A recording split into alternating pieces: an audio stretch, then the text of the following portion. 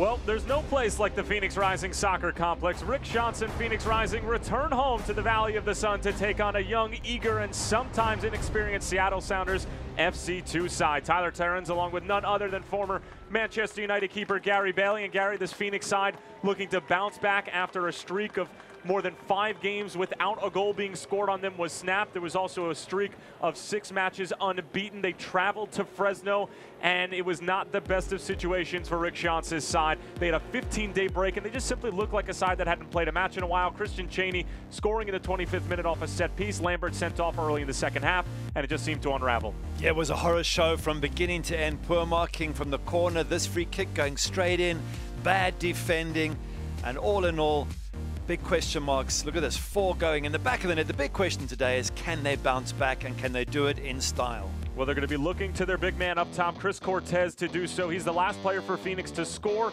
and it was a goal against Orange County that was spectacular. Take a look. Kevon Lambert just picking out Cortez right at the back post, and Cortez has scored 8 goals this season. He's been magnificent. Yeah, and he is a big unit up front, so he's ideal for the big high ball, but good feet as well. And, of course, lots of support from that wonderful midfield. So expect him to maybe get himself on the score sheet tonight. And somebody who's been on the score sheet for Seattle Sounders too, week in and week out, is none other than David Estrada, 30 years of age. He very much is the, I guess we'll call it, wily veteran of the Seattle Sounders 2 side that is very, very young. Yeah, it is young. I mean, he's 10 to 12 years older than the majority of the team, and they need somebody with experience, and on top of that, he's a good little finisher, tidy player, neat. There you go. Takes the opportunities when they come. The captain will be looking to help this Seattle side find their first win since June 10th for Phoenix. They're looking to start a new hashtag that'll be hashtag maybe no goals in July and August after coming off of a tough loss against Fresno. It's Phoenix Rising Football Club and Seattle Sounders 2 when we come back.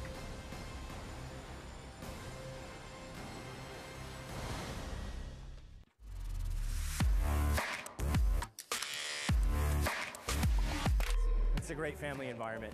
It really is fun. They do a good job making it fun for the kids. Go Phoenix Rising!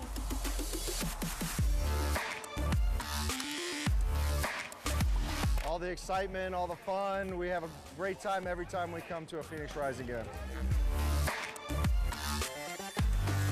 Go Arizona Federal!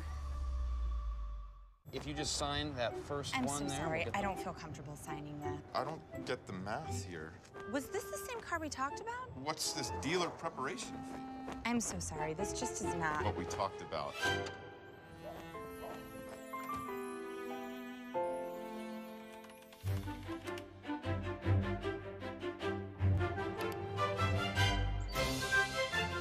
Get the car without the car salesman. Carvana, the new way to buy a car. The 2018 Phoenix Rising FC season is in high gear. This Phoenix team is must-see TV! And now with an international roster that's bigger, stronger, and faster than ever, Didier Drogba and his teammates are on a mission to capture their first USL Cup. Don't miss Phoenix Rising and Real Monarchs Salt Lake City Saturday, July 28th at 7 p.m. live on Your View, Arizona. Phoenix Rising FC, rising as one. At Showcase Honda, we want to show you the best. Let us show you our massive inventory of new Hondas, like the 2018 Honda Accord, 2018 North American Car of the Year, Honda Civic, or Honda CR-V. Or let us show you a certified pre-owned Honda, one of the best values on the road. And let us show you an unmatched sales and service experience. Only at Showcase Honda. Easy to find on Camelback Road just west of the 51. Online at showcasehonda.com. Get to the show today. Phoenix Rising FC set to take on Seattle Sounders FC2 in a big Western Conference clash, and this is how Rick Johnson's side is going to look. They're going to be without the services of Kevon Lambert, and Gary, that's changed up the formation a little bit. It has. Billy Forbes coming in there on the right side, and they're playing a sort of a diamond in the middle. So if you can just pull James Musa a bit down in your mind there, you've got Gladson Owaka one side, Solomon Asante the other, and Chris Cortez up front, with Jason Johnson, Billy Forbes wide on the left and right, respectively, and a solid back four. And of course, Carl was in goals. And then for Seattle Sounders, too, a lineup that looks different basically week in and week out with all the movement, with their great partnership that they have with the Seattle Sounders of the Major League Soccer. And a couple of big names on here as far as this side is concerned. Henry Wingo is fantastic out wide, and then David Strada, of course, up top. Yeah, and Callie Brown in goals. Callie Brown, 26 years of age. Otherwise, it's a 4-2-3-1 sort of setup. Lots of young kids. Roldan, 21. Shandon Hapeo, 19 years of age. Usman at left back, 18 years of age. And so it goes on. Miglietti, also 18 or 19, a teenager nonetheless. And so too Ulysses. So looking forward to seeing these young kids and how they play for Seattle too. Gio Miglietti getting his second start of the season, just his 5th appearance, as the scene is set here at the Phoenix Rising Soccer Complex, as the 5th place Rick Schantz club is looking to take down a Seattle Sounders FC2 side that is currently sitting in 17th in the Western Conference. And with more on Phoenix and bouncing back, it's Jose Bosch, the 3rd man of our crew.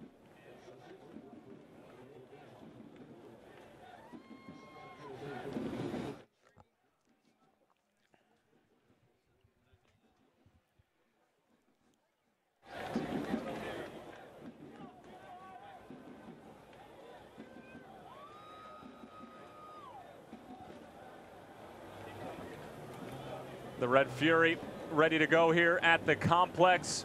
And as always, a close to or a sellout crowd at the Phoenix Rising Soccer Complex. And in the Valley of the Sun, Tyler Terrence along with former Manchester United keeper Gary Bailey. And Gary, we saw this Phoenix side against Fresno. It did not look like the Phoenix that we're used to seeing. When you were playing and you're coming off of a bad match like that, what's the best thing that you can do heading into the next one? You've got to remain positive. You've got to get back on that winning trail again. You've got to just put it down as a one-off, and it was in many ways. I mean, Fresno, to be fair, played really well, but you never expect them to put 4 past Phoenix Rising without response. But it's gone. It's history. And a good win here today by Phoenix Rising will take them from 5th. They'll go 2nd. They've got games in hand, so you're back into 2nd, and you've got the big game coming up against Real Monarchs in next weekend. So it can all change so positively for Phoenix Rising. And I guess, to be fair to Seattle too, it's a very young side, and Phoenix Rising would expect to get themselves a good result tonight, and guess they'd be devastated if they didn't. So the pressure on this team today. Come on, boys, bounce back, get back to winning ways. And for Seattle Sounders too, and this John Hutchinson side, I mean, Rick Schantz was very clear that he knows that this is a talented, energetic, and pacey side, but he did say that they can't get exposed at times, and that's been the case in the last 5 games. They're winless in their last 5. Not only winless, they've lost their last 5, and their last win coming on June 10th at home against Oklahoma City Energy FC, but they have a tall task dealing with some very experienced players on this Phoenix team. They do, and I think it's a very fair comment. You have to give Seattle too fantastic credit for how young this team is. I think even with David Estrada at 30 years of age, their average age is only about 22. So, it's very difficult for a coach or a team to win games against experienced internationals, to be fair. Phoenix Rising, Solomon Asante was a 15 caps for Ghana. Gladson Owako too, with a fantastic background. Very difficult for these young kids. They will be exposed at times, but I guess Seattle too is saying, are they going to improve week in and week on? Can we bring these kids through? Can we make them top-class players? I'm super excited to see Seattle 2 in action and just see how good the young kids are. Well, there's one academy player in particular that we'll keep our eye on as far as just these youngsters are concerned. I mean, there's 19, 18-year-olds all over the field, but Gio Miglietti is an academy player. He's committed to play at the University of Washington with head coach Jamie Clark. No goals, no assists on the season just yet. 2nd start of the season, only his 5th appearance. And he'll be sitting right in front of the experienced keeper, Callie Brown, or as experienced as you can be on the Seattle Sounders 2 side. And then the other side for Phoenix, sporting their all black kits, some of the best kits in the USL, some would say, particularly around the Phoenix camp, are looking to get back to winning ways and get back into a position in the Western Conference where they would be able to host at least a first-round playoff match. I mean, it's obviously a long ways away from being able to talk about seedings, but it's getting to that point where it's on everybody's mind. Ismir Pekmic has one thing on his mind, and that's getting this game underway. Tyler Terrence along with ex-Manchester United keeper Gary Bailey. Glad to have you with us for the only game on this Friday night in the United Soccer League. Red Fury off and running, providing the percussion here at the complex. And Phoenix will start with a deep throw in as Seattle 2 coughs up possession early on. James Musa, the only holding central midfielder for Phoenix, as Kavan Lambert was sent off in the early stages of the second half against Fresno, and it did change up the formation just a bit. You saw there Chris Cortez just knocking the ball back, and that's going to be the outlet for them. So many high balls they can get to him, and these young, inexperienced Seattle 2 defenders will find Chris Cortez more than a handful tonight. It's going to be a big test for the youngsters. Amadou Dia putting the pressure on. Good movement from S2. Good challenge from Musa. Billy Forbes, clever work to find it for Asante. Back in for Forbes, who dealt with injury for the majority of the beginning part of this season. Had surgery, took him a little more than 2 months to be able to recover, making his first start in quite some time.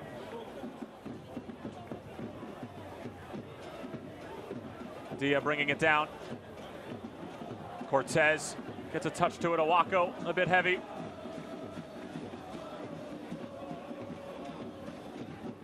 It's a good idea from Alex Roldan. Cut out by Amadou Dia. Here comes this long ball. We're going to see if it's aimed for Cortez, which it is.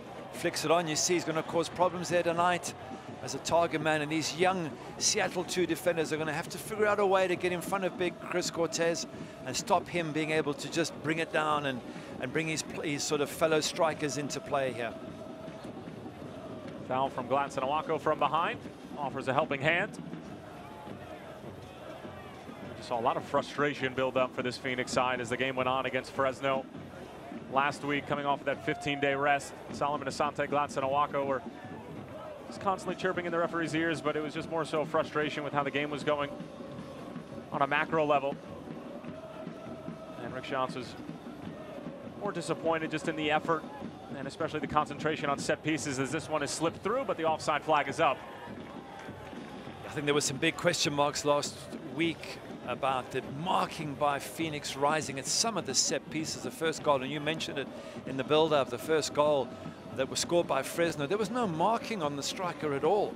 You can't have that at this level. If Phoenix Rising want to go on to do greater and better things, which they certainly can do with their squad, then last week would have been a reminder that the basics of marking are super important. Rick Shantz making it very clear that it was a one-off and they're just looking to get back to winning ways against the Seattle 2 team who he has the utmost of respect for, but they are going to look to exploit when they throw numbers forward, as Jason Johnson was unable to keep it in play. 7 goals on the season for JJ.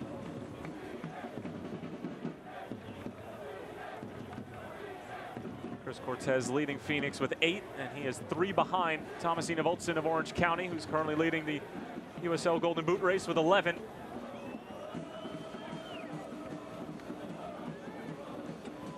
Kelly Brown, big goalkeeper. Nice and strong. Let's just see how far at the field he can get this ball. It's a nice kick as well. Look at that. Deep into enemy territory. Opeo able to beat Mike DeFont to the ball.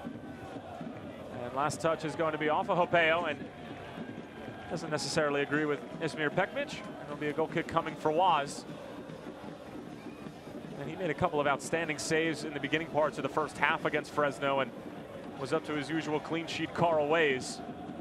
Not much he could have done on the Cheney goal, but even on the Juan Pablo Caffa free kick, which is outstanding in its own right. Gary, you were a little concerned with the fact that he didn't move. He didn't even contest it. No, as a former keeper, I always feel that I would like to try it for everything. Even if it's going to beat me, I still want to make an attempt. And he just stood and watched it, so I thought, was he unsighted?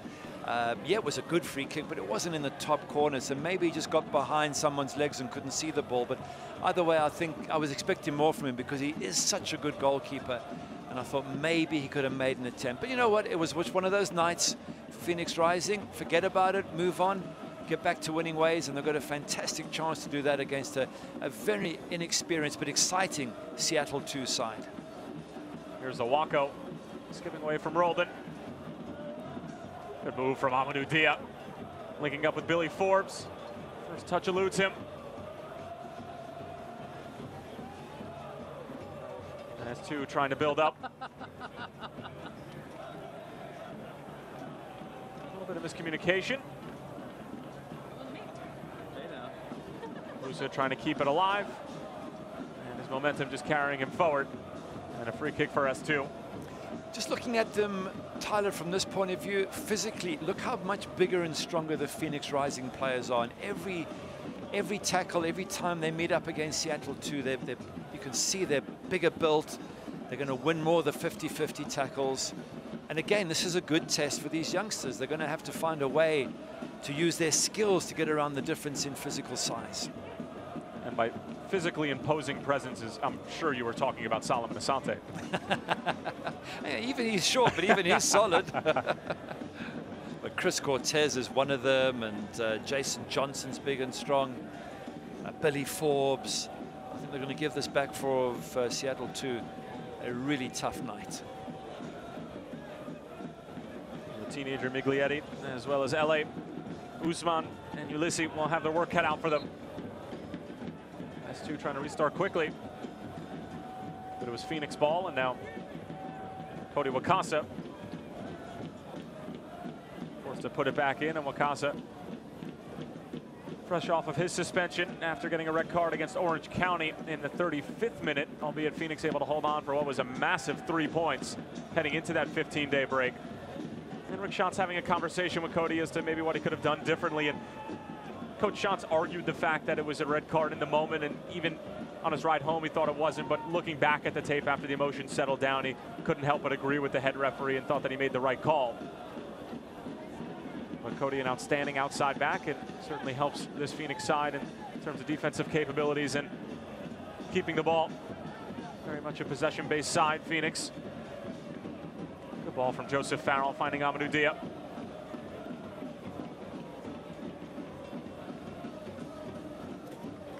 Mike DeFont along for Wakasa.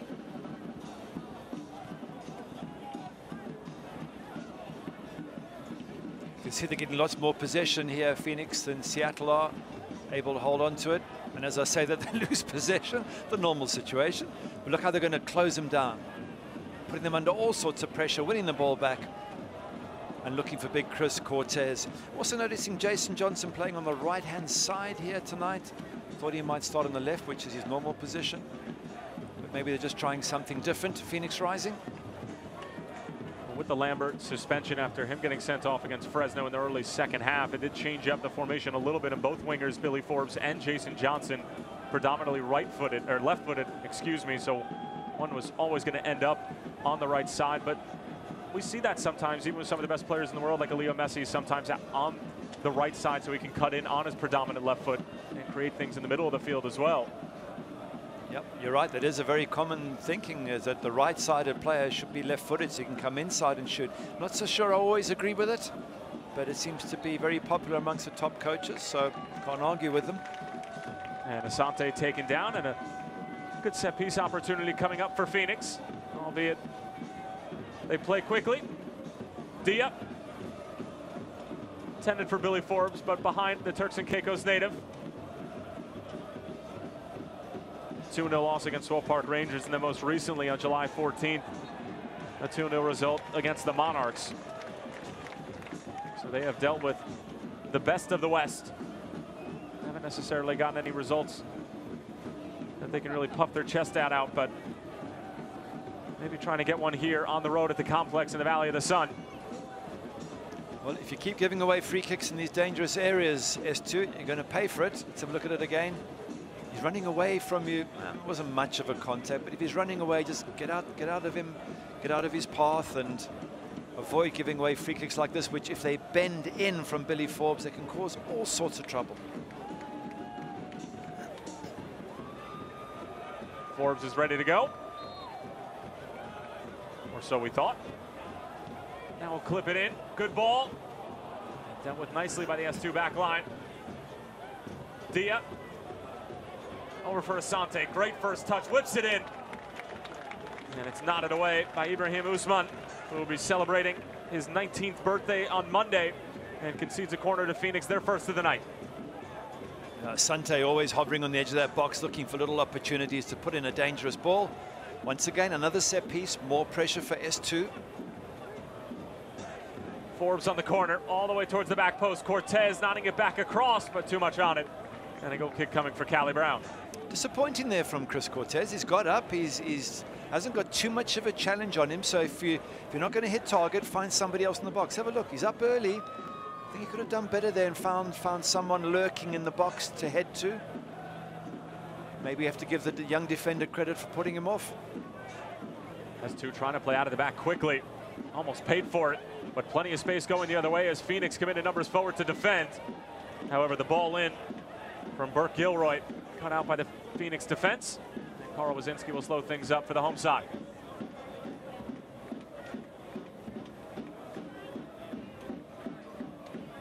See the difference here that Phoenix can play out the back. There's no pressure on them at all.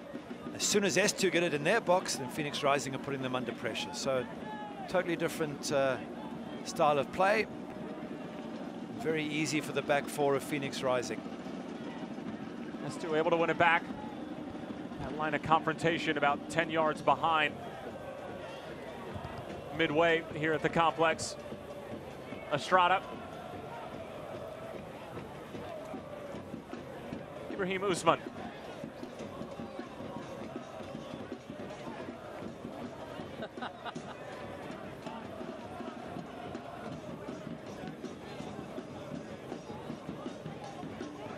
Nice crowd for this game as well.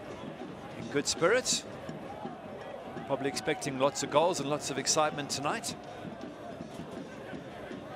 Never a rarity here, a good crowd at the Phoenix Rising Soccer Complex. Just tremendous support from the surrounding Phoenix area. They just simply love the Rising, and they love their football in the Valley of the Sun. Red Fury, Banditos, two of the more vocal and energetic support groups, not only in the Western Conference, but in the United Soccer League. Always providing a great atmosphere. Audio as well, as Amadou Dia taken down.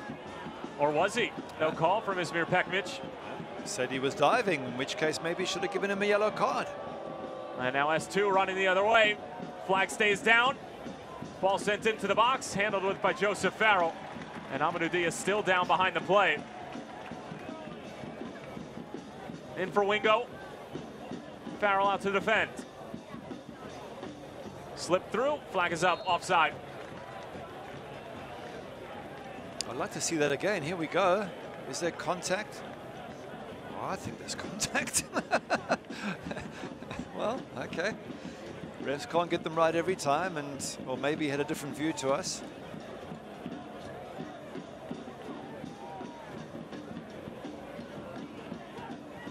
Well, you can bet that Phoenix would have been irate had S2 been able to muster something up with Amadou Dia down on the other side.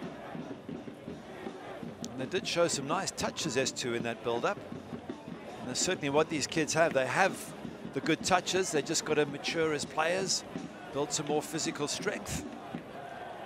Casa denied by Usman. Jason Johnson making that darting run. Musa, big touch into space. Able to find Solomon Asante, the captain. Twisting and turning is the Ghanaian. Linking up with Amadou Dia. Dink through. Billy Forbes, will he be able to get there? The answer is yes, but his service never got past the first defender. That is a foul, and will go in favor of S2. A little bit of theatrics there when he went down, just to make sure he got the foul. Now they've got to push up. The keeper's going to knock it along, so you think that S2 will push up a little bit further. There's a look at interim head coach Rick Shantz, who will be taking over the reins for Phoenix for the remainder of the season after Patrice Carteron departed a little more than a month ago for Al Ahly in Egypt.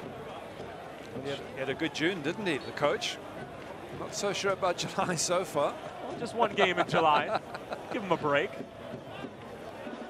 Suffering his first loss at the hands of the Foxes of Fresno. Fresno felt like they should have stolen 3 points here at the Phoenix Rising Soccer Complex way back when those two teams met for the first time in April. But Alessandro Rigi providing the equalizer in the 90th minute against a 10-man Phoenix Rising after Amadou Dia was sent off for a semi-harsh challenge against Juan Pablo Caffa. And then they're going to do the same thing and get another player sent off in the next time they meet. So making a bit of a habit of doing that, Phoenix Rising.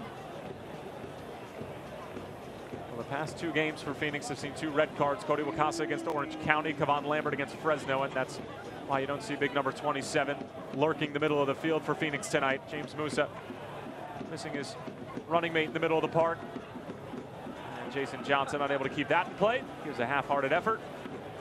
And S2 trying to play out from the back.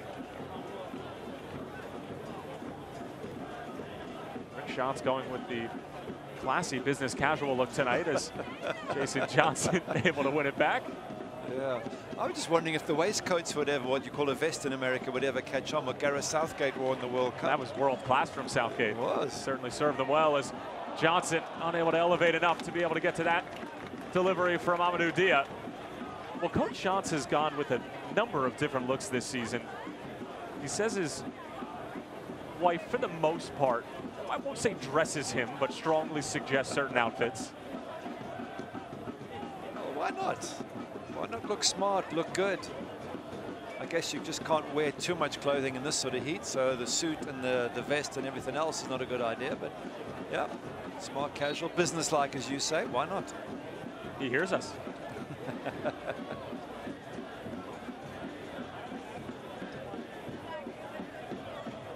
If you were a coach, would you sport the vest? Certainly in England I would, in that cold climate. So I think it looks very smart. I thought Gareth Southgate was a breath of fresh air for England in everything he did, on the pitch, off the pitch. Good win from Gladson Awako, finding Solomon Asante. Scuffed initially by Burt Gilroy. Stumped the opposite direction.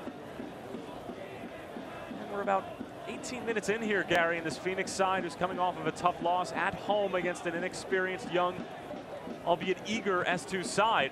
And we really haven't seen Phoenix flex their muscles all that much just yet. Maybe right on cue, here they go. Billy Forbes around the first defender, around the second, but eventually cleared away.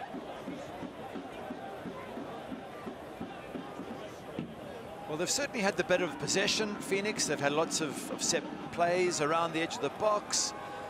They've threatened a little bit here and there, and they certainly have put pressure on the back four. But you're right, nothing major just yet. But I get the sense that there will be a breakthrough. There's just too many opportunities for Phoenix Rising for them not to take advantage at some stage. The question is whether S2 can do something on their own, because they have some lovely talent going forward. Here's Usman finding the veteran David Estrada and the captain. I went for Hopeo. Estrada. It's an intelligent run. Henry Wingo. Back for Usman.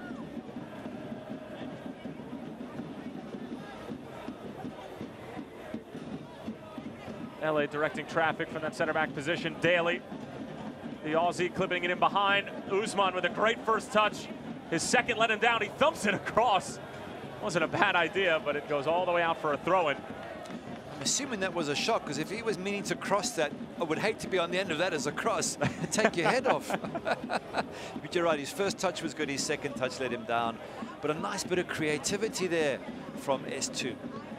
Obviously, there's some talented players here going forward, so Phoenix will have to be a little bit careful about giving S2 too many opportunities. Daly. Hopeo. Now it goes out wide. It's Wingo again, driving at this Phoenix defense, sends it across, and Waz sees it out of play. We've seen some life from S2 in the past few minutes or so. Henry Wingo, who's such a great young talent, 22 years of age, originally from Seattle, came up through the Sounders Youth Academy, University of Washington for a couple of seasons, and has more than 13 appearances with Seattle Sounders in Major League Soccer, including some in the CONCACAF Champions League earlier this season. Yep, they certainly have talented players, and they're all this sort of young age group. Cortez gives him a bit of a push in the back, and that lands awkwardly. And this is what they're going to have to get used to, Tyler. This is the big Chris Cortez is leaving his calling card. This is a little bit dangerous there. He pushes him and he falls into the boarding. You can see he hits his face right there on the carf.org stanchion. Well, that whole back four of 18 years of age, 20, 19, and 19. They're going to be tested tonight, and Chris Cortez is going to leave a few bruises, I reckon, by the end of this. Forbes sends it in. First time shot from Farrell. Blocked before it could get to Callie Brown.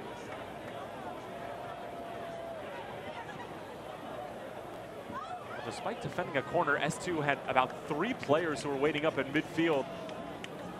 Try to catch Phoenix on the counter. Asante has yet to make his presence felt here. Now Billy Forbes just floated out to the right-hand side. Forbes still with it. Forbes around Usman. Billy Forbes trying to get to the byline. That'll be a goal kick for Callie Brown. I think there was an example there of Billy Forbes' strength and the difference between these two teams. They're big and strong, Phoenix Rising. Look at this, uses his body, gets around. I think he tries to trick the defender and go into the line, and it just bounces off Billy Forbes' right foot there. Look at it again, good bit of skill, goes there, and the ball gets knocked back onto his foot. But certainly threatening, and that's why I've got a funny feeling that at some stage soon, Phoenix Rising will break through. There's just too many opportunities for them. Well, credit Anthony for Gilroy, 20-year-old and London, England native, with some solid defending on Billy Forbes, who's known for toasting defenders around the Western Conference with his myriad of 1v1 moves. And the offside flag is up on Billy. As we are into the 23rd minute here in the Valley of the Sun. Tyler Terrans along with former Manchester United goalkeeper Gary Bailey. Glad to have you with us on the lone game of this United Soccer League's Friday night. Phoenix with a win can jump into second place, but obviously the standings will mix and match as the Saturday slates will unfold. Falling to 5th after their loss against Fresno, but with a couple of games in hand. But games in hand aren't really worth much if you can't make the most of them. Estrada closed down quickly. That's Jason Johnson.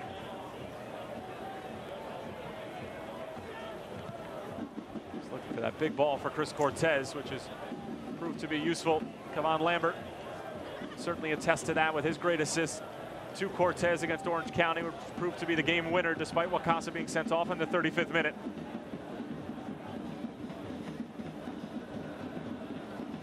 This is an improvement from S2 in terms of pressure. They've got a number of green jerseys in this half. They're just not making it quite as easy as they have in the early part of the game. There was a spell where Phoenix could just play up to the halfway line with no pressure. Now look at that, 1, 2, 3, 4 green jerseys in their half, and more coming forward. So maybe they're settling into this game, Seattle, too. Maybe they feel they can take something out of it.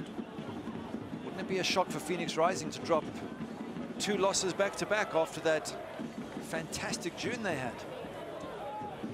Well, they win on that fantastic run in June after back-to-back losses against Sacramento and Swope Park Rangers, and rattled off 6 matches unbeaten. It's John Hutchinson barking some tactical orders to his young squad.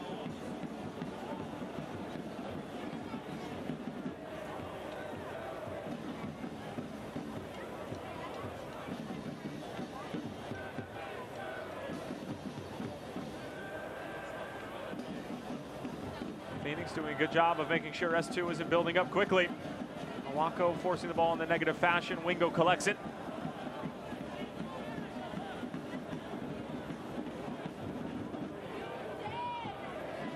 It's a very simple play at the back here by Seattle, just taking their time. Oh, good turn as well.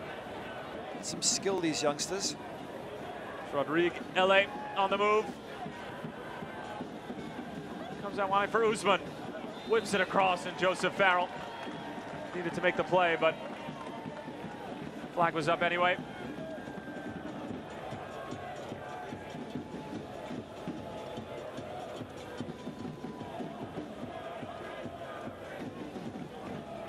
Cole was with the ball. Fans, make sure to visit your Valley local supermarket for a Phoenix Rising branded bottle of Arizona Gunslinger. Let's see if he aims for Chris Cortez. Always like to see my goalkeepers pick somebody out, pick the big man out, give you a better chance of winning the ball, which he does. Cortez makes sure it gets flicked on. Once again, good defending by Seattle too, under big pressure. Once again giving away another free kick. That must be the 4th, possibly 5th of this match. Got to be careful. Well, to your eye, Gary, have Phoenix taken advantage of these set-piece opportunities? Well, they will do eventually. Got too many big men in the box there, and good bit of service comes in. Asante can put this ball almost anywhere he wants to, so he's going to bend it the other way. We had a Billy Forbes coming in from the left. Now it's a right footer, and I presume aiming for the likes of Cortez or one of the big central defenders, DeFont or Farrell. Asante with 6 assists on the season. Another great ball in, but S2 doing a great job of leaping and competing with these Phoenix center backs and large attackers, namely Chris Cortez. It's going to be a handball. And a set piece for S2 as Phoenix were looking to break out on the counter. S2 defending fantastically well there. What a good ball in that was from Asante. And they got up, cleared the ball, and then countered in style. Ulysses. Now it's S2 with a nice spell of possession in Phoenix's defensive third. Burke Gilroy working on Asante. LA. Musa trying to impose his physical will. And a bit of miscommunication between Hopeo and Estrada.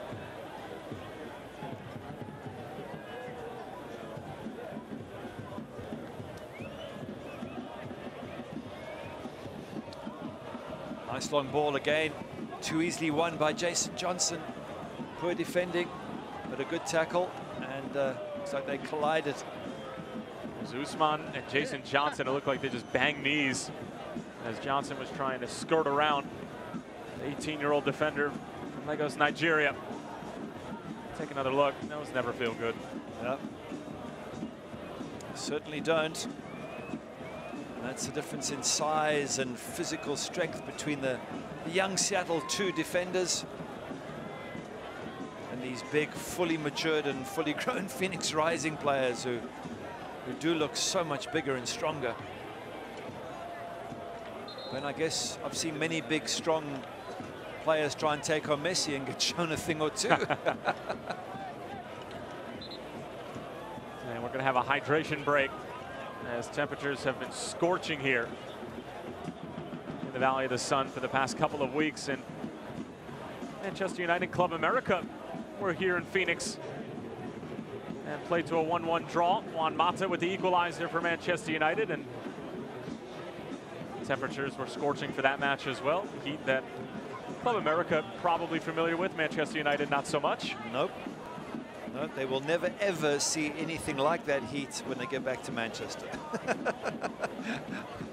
They will only ever get cold weather and wet weather. Those are your two choices, and often at the same time. Would you rather it be freezing cold or pouring rain for 90 minutes?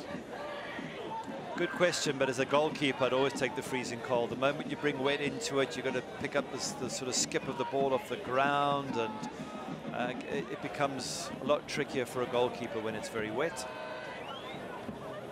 Well, fortunately for S2 and Phoenix, they really won't have to deal with either of those, but they are having to deal with the heat as John Hutchinson and Rick Shantz will get an opportunity to talk to their players. Gary, if you're John Hutchinson, you have to be very pleased with the way that your team is progressing so far in this game. Yeah, very, very pleased. I mean, there's some real good talent there. They've taken the knocks from the bigger Phoenix Rising players. They've marked them at set pieces. They really have been impressive, and they've countered nice and quickly.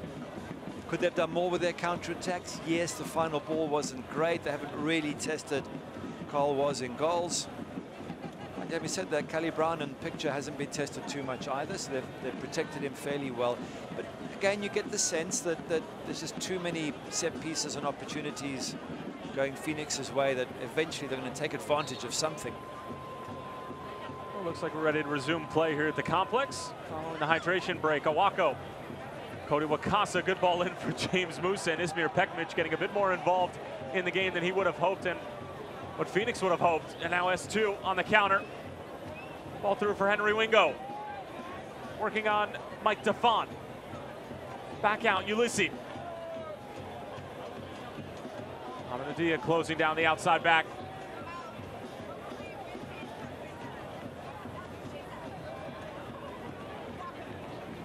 It's good work defensively from Phoenix to be able to get behind the ball and stop S2 before they could go forward any further.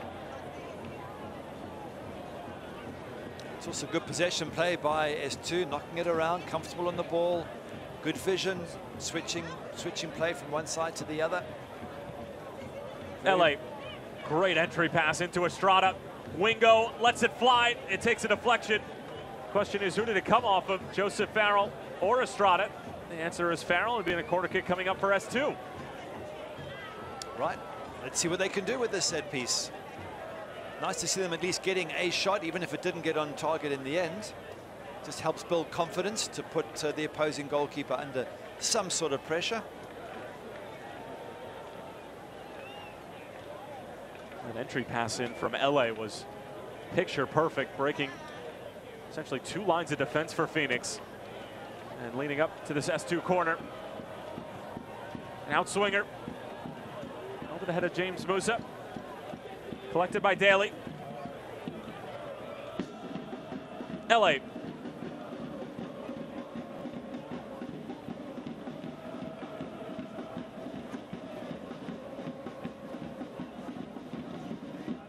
Rolled in. Leaving it off. Great interplay from S2. Wingo. Here is Wingo with the curler. Wow. That was not too far off, wasn't it? What a lovely right-footed strike with Ben just past Waz's far post there. Good run coming in. Ball gets laid off. And look at Wingo. Picks his head up and he bends it. And that is not too far away.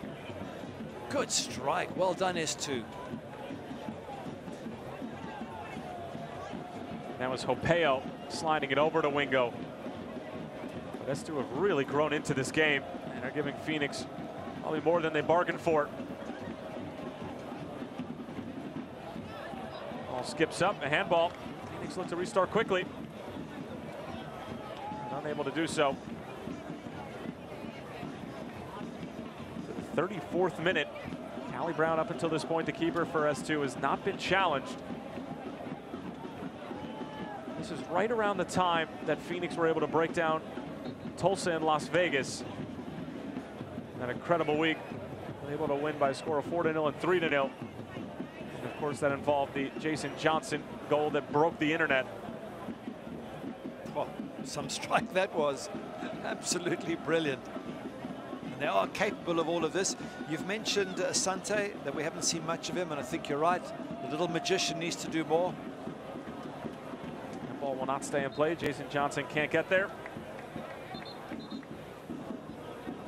Asante capable of so much, capped many times by Ghana, and he really is such a clever player on the ball, and somehow feel Phoenix need to get him into the game more. If he runs at the Seattle 2 defense, he can create opportunities.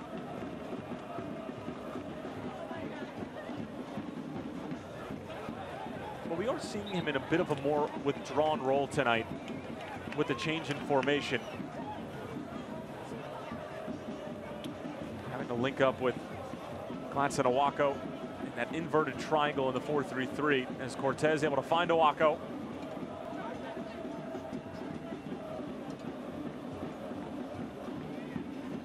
Defont going for Asante. What does Solo have in store? Twisting around, thought he had a runner when it was Amadou Dia or Billy Forbes, and ends up finding the feet of Ulysses. That was a good example of Asante not on the same wavelength as the rest of his team. Just seen him off. He was off color last match against Fresno.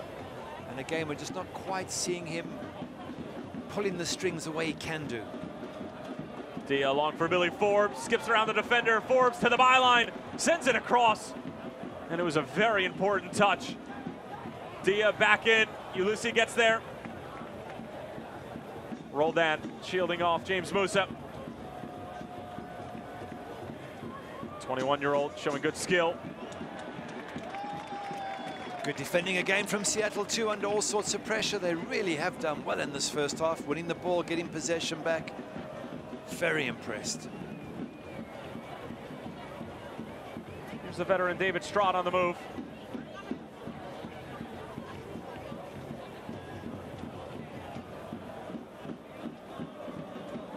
Well into the 37th minute. No team really taking a stranglehold on this game just yet. S2 have had their opportunities. Most recently a Henry Wingo curler that was just a few inches away from really challenging Carl Wazinski. Here is Wingo. Hopeo. Wingo curls it into the path of Usman, but a bit too much on it. Just guessing, if you're Rick Schantz at this stage, you're getting a little bit twitchy, thinking, well, hang on a second. We're way above S2 in the table. We should be on top. We're at home. All these fantastic players we have. What's happening in this game? Why is S2 doing what they're doing now? Being able to play around in our own half. Problems for Rick Schantz. Problems that are all trying to be sorted out at halftime, which is rapidly approaching. Ismir Pekmic calling a foul. And the fans here at the Phoenix Rising Soccer Complex maybe making the claim that advantage should have been played. Meanwhile, Phoenix restarting quickly. Forbes nipped out from behind, and another foul on S2. Giving away a lot of fouls.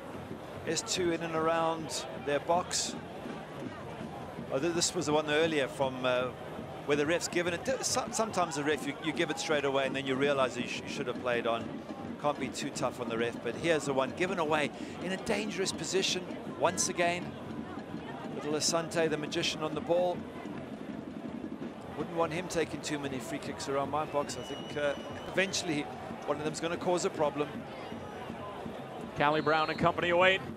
Asante, another great ball in. Forbes got to head to it. They're complaining. They say it's a corner. Phoenix. Referee's given the goal kick. Let's have a look. Yeah, it looks like it is a corner. Here's Estrada. Oh, it was intended for Henry Wingo. And Estrada is irate with Ismir Pekmic. Be careful how you behave in front of a referee, throwing your hands up and screaming and shouting. It's can easily get a yellow card. Estrada, upset as he is, can't go shouting in the referee's face.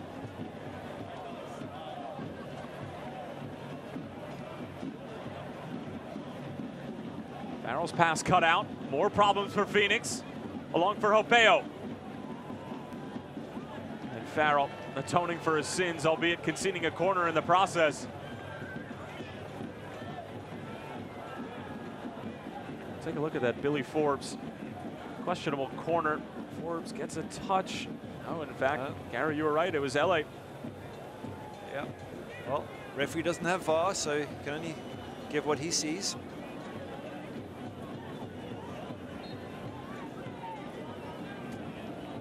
For Gilroy towards the back post. You can just see the amount of energy exerted from both sides comparatively on set pieces. S2 defend with everything that they have on any sort of free kick, and for Phoenix, not a whole lot of work has to go into it, but set pieces, I'm sure, were a focal point in training for Rick Schantz after they were really just not themselves defending them, at the very least, against Fresno, conceding that 25th minute goal to Christian Cheney, who elevated above the pack and really wasn't marked. Yep. They've done a much better job here against S2. Yeah, you're right. It was a very poor performance against Fresno when it comes to picking up your man, staying with him at set pieces. And I'm sure there were a few choice words said by Rick Schantz after that game.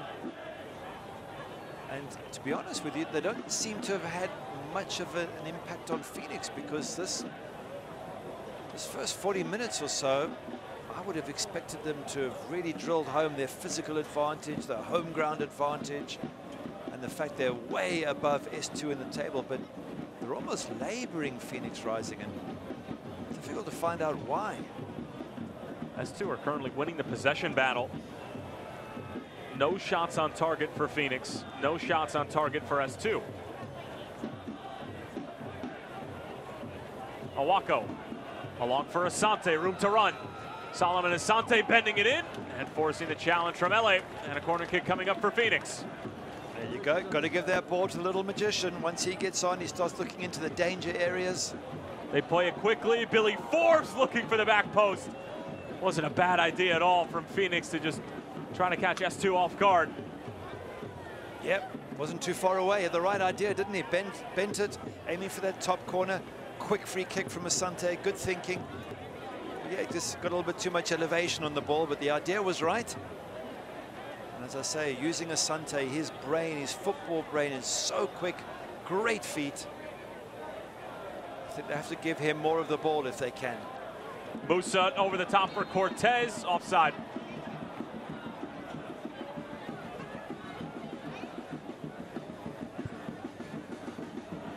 Cortez, not exactly the paciest of players on this Phoenix roster, but obviously very intelligent with the runs that he makes, and his physical presence helps him in abilities to win balls in the air and hold up play, and sometimes can get caught in that offside position, having to sit right on the last defender.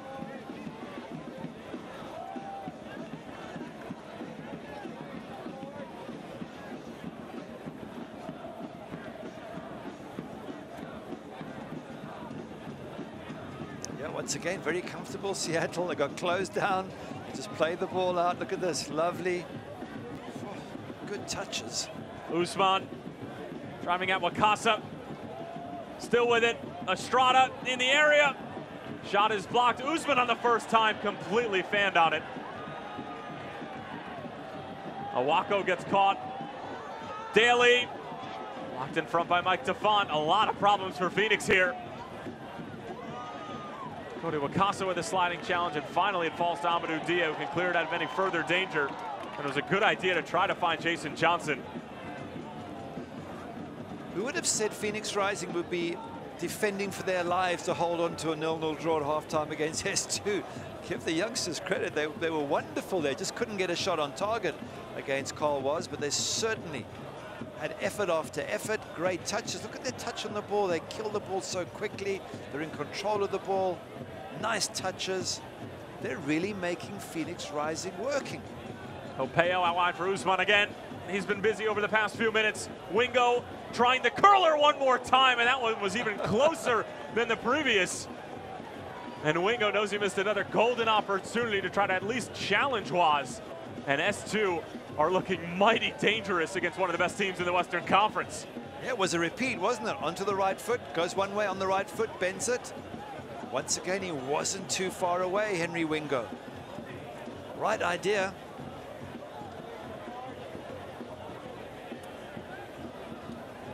And we're getting word that we'll have 2 minutes of stoppage time here in the first half. As Gary mentioned, Phoenix over the past few minutes have been defending for their lives against a side that is dead last in the Western Conference in 17th place on 11 points.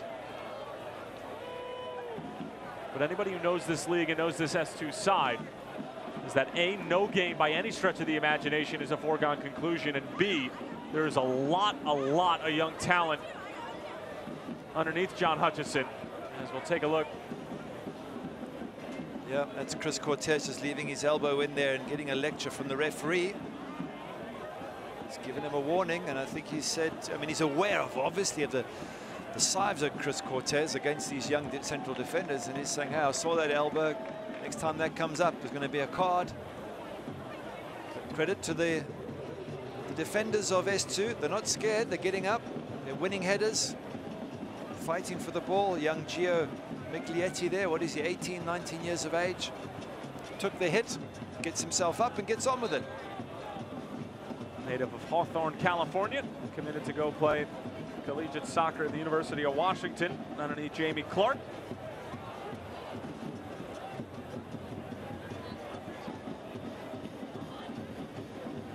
Amadou Dia winning it.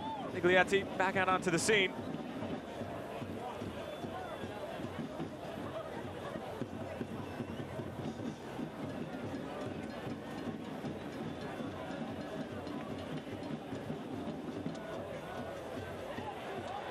Good win from Billy Forbes. However, a great step from Jesse Daly.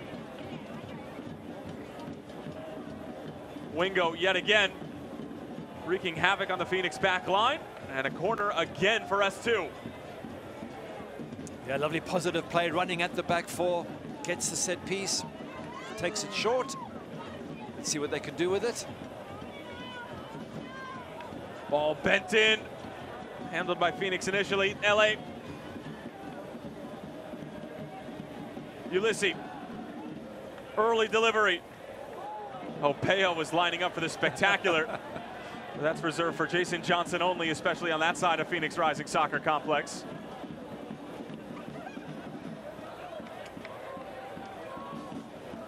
Asante. Very uncharacteristic of somebody who's usually so clean and so technical on the ball. I just wonder now for Rick Shantz at halftime. He's going to be tested since he took over from Patrice Carteron. He's had nothing but wins until last week, got hammered 4-0. And now in a match in which we expect him to be cruising, they're really struggling. What's he going to say at halftime? It's going to be a test of his managerial ability. Well, for John Hutchison, it couldn't have gone any better for the first 45 minutes. Rick Shantz, not exactly the same story. Phoenix Rising Football Club, for a large portion of the first half, on their heels against a side that sports an average age of close to 22, 23 years of age. Phoenix Rising looking to bounce back after their loss against Fresno. They've come home to take on an S2 side that has proved to be anything but a walkover. John Hutchison and his young, eager bunch of boys have put on a very good show here in the first 45 minutes. Don't go anywhere. Halftime show coming up. Hola, ¿qué tal? Yo soy el doctor José Pediatrics. Para nosotros, sinceramente, lo más importante es la salud y el bienestar de sus niños. Happy Kids Pediatrics son clínicas especializadas en pediatría enfocadas en la salud y el bienestar de los niños con localidades cómodas, limpias y cercanas a usted. Podrá ver al mismo proveedor médico constantemente. Aceptamos access, aseguranzas privadas y precios especiales para pacientes sin seguro médico. Happy Kids Pediatrics, sirviendo a la comunidad hispana por más de 18 años.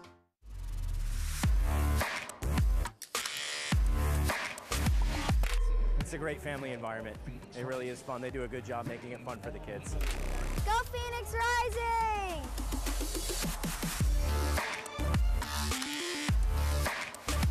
All the excitement, all the fun. We have a great time every time we come to a Phoenix Rising game. Go Arizona Federal! If you just sign that first I'm one so there. sorry. we'll I don't feel comfortable signing that. I don't get the math here. Was this the same car we talked about? What's this dealer preparation fee? I'm so sorry. This just is not. What we talked about.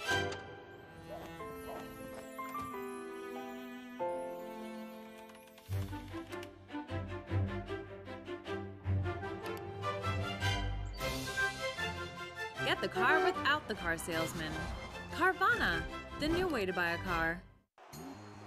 The 2018 Phoenix Rising FC season is in high gear. This Phoenix team is must-see TV. And now, with an international roster that's bigger, stronger, and faster than ever, Didier Drogba and his teammates are on a mission to capture their first USL Cup. Don't miss Phoenix Rising and Real Monarchs Salt Lake City, Saturday, July 28th at 7 p.m., live on Your View, Arizona. Phoenix Rising FC, rising as one.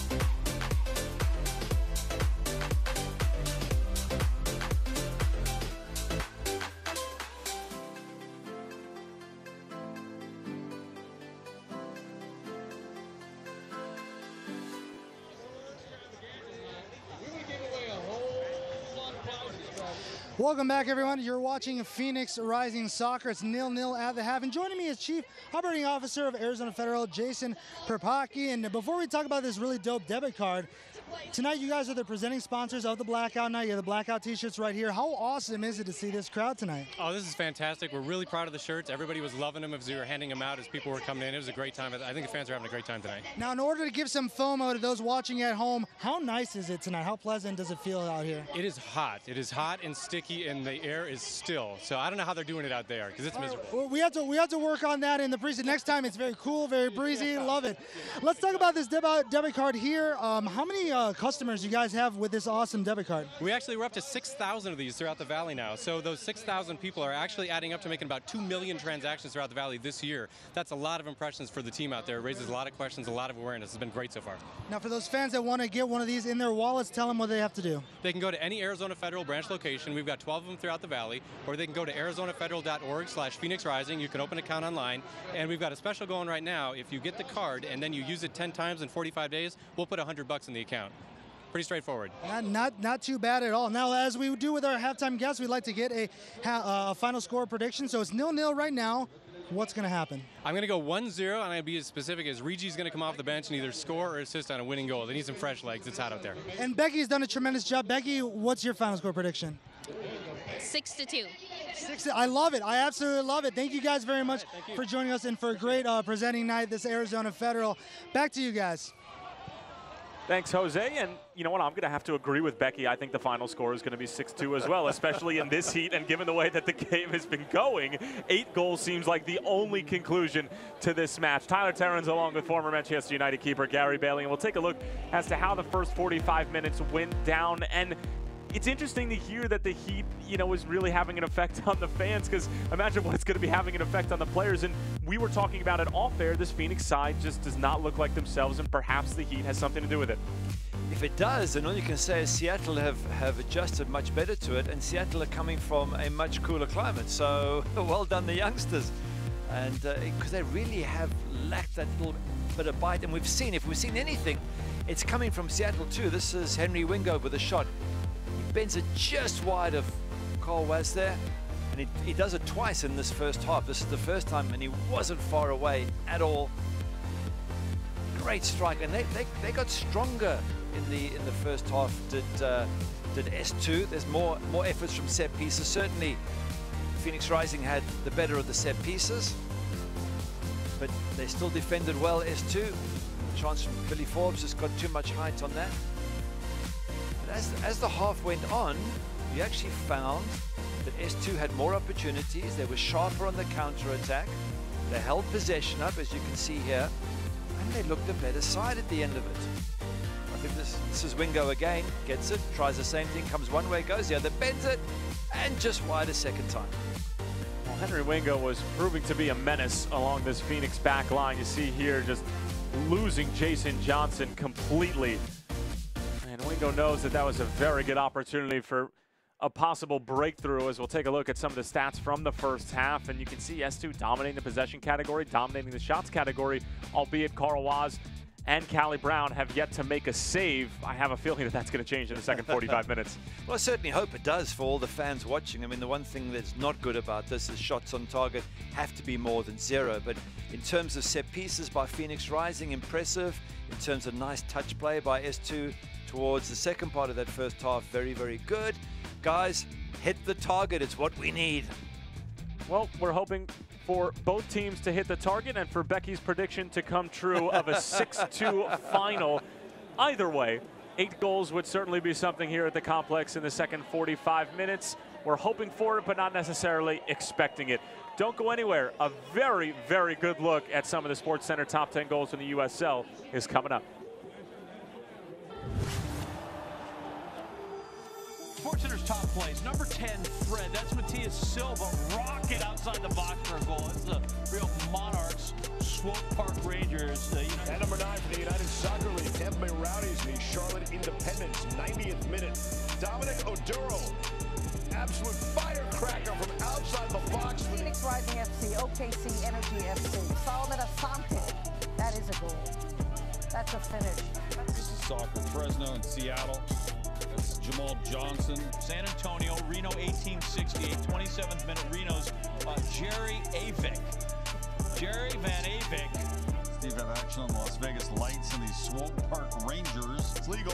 Juan Kazane, free kick, bangs it. A little soccer for St. Louis FC, Phoenix Rising FC. They're going at it. Chris Cortez, the blast, bang. Sacramento Republic and Fresno FC. This is deep. Frank Tayu over the goalkeeper. United Soccer League, Indy 11, Nashville SC. And absolute Caraca. United Soccer League, FC Cincinnati, Richmond Kickers. I like that name. Fresno FC, Swope Park Rangers, 32nd minute. Great passing, and then Jamal Johnson, back of the onion bag.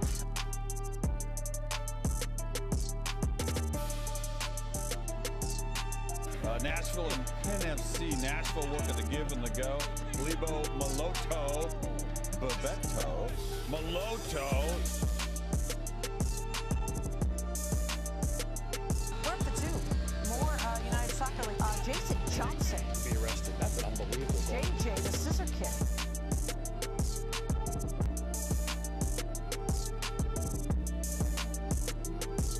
Sony Sod, holy shnikey, what a firecracker. Look at that thing, that little screwball action. And you take it. Of course, the keeper always. For the Fightin' Phils. Number one. United Soccer League, that's Cincinnati's goalie, Spencer Ritchie, to Kenny Walker, who puts it in from almost 50 yards. That is silly and saucy.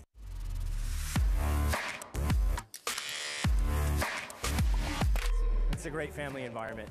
It really is fun. They do a good job making it fun for the kids. Go Phoenix Rising!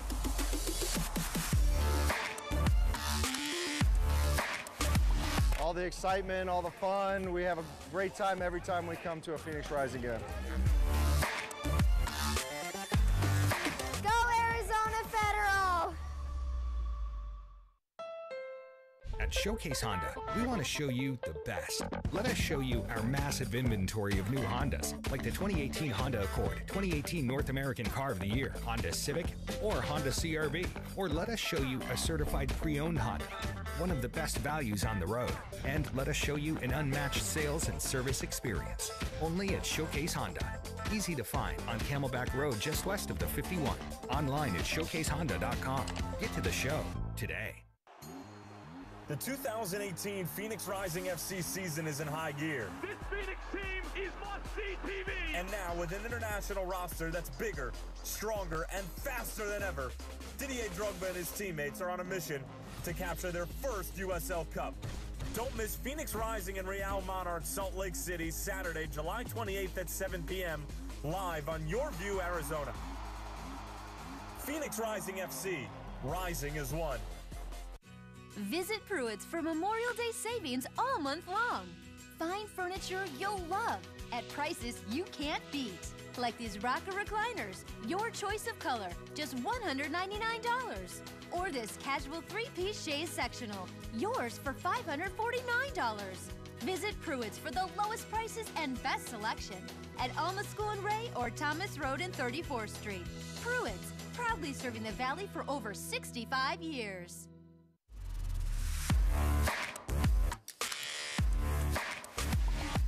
It's a great family environment. It really is fun. They do a good job making it fun for the kids. Go Phoenix Rising!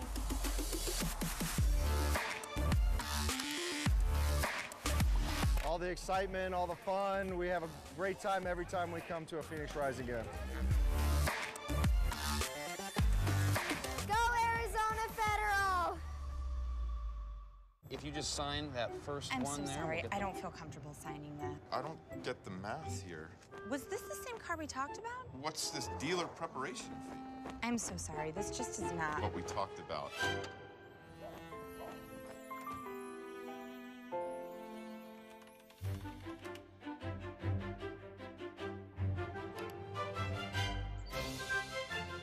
Get the car without the car salesman. Carvana, the new way to buy a car.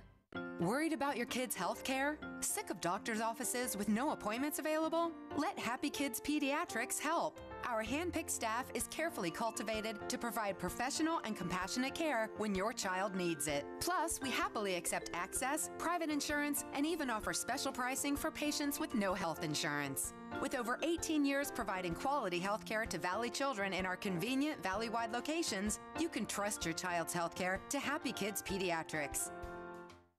Visit Pruitt's for Memorial Day savings all month long. Find furniture you'll love at prices you can't beat.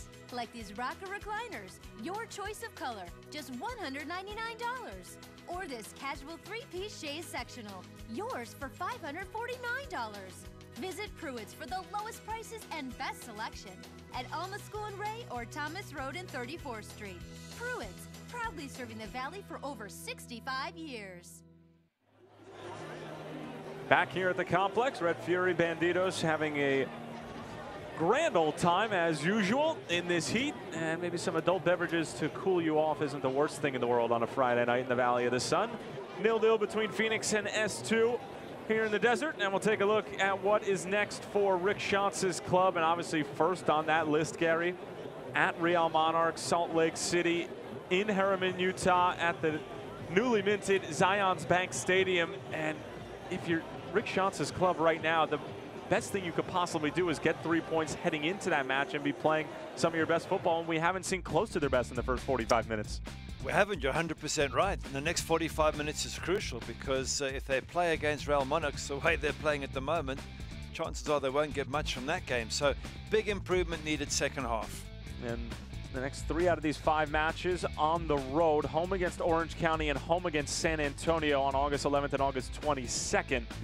And then at T2 as well. And for Seattle Sounders too, they've obviously had a really tough stretch just in terms of quality of opponents. The 3 previous games for John Hutchinson's side were against Reno, Swope Park, and the Monarchs. They'll be home against Las Vegas and then at St. Louis and home against San Antonio. Their last win came on June 10th, and that was against OKC Energy FC. The last time they played Las Vegas, which is their next match, was a 4-1 drubbing at Cashman, as it looks like Ismir Pekmic is making sure everything is in order, and we're underway for the second half here at the Phoenix Rising Soccer Complex. Tyler Terrence along with none other than former Manchester United goalkeeper Gary Bailey.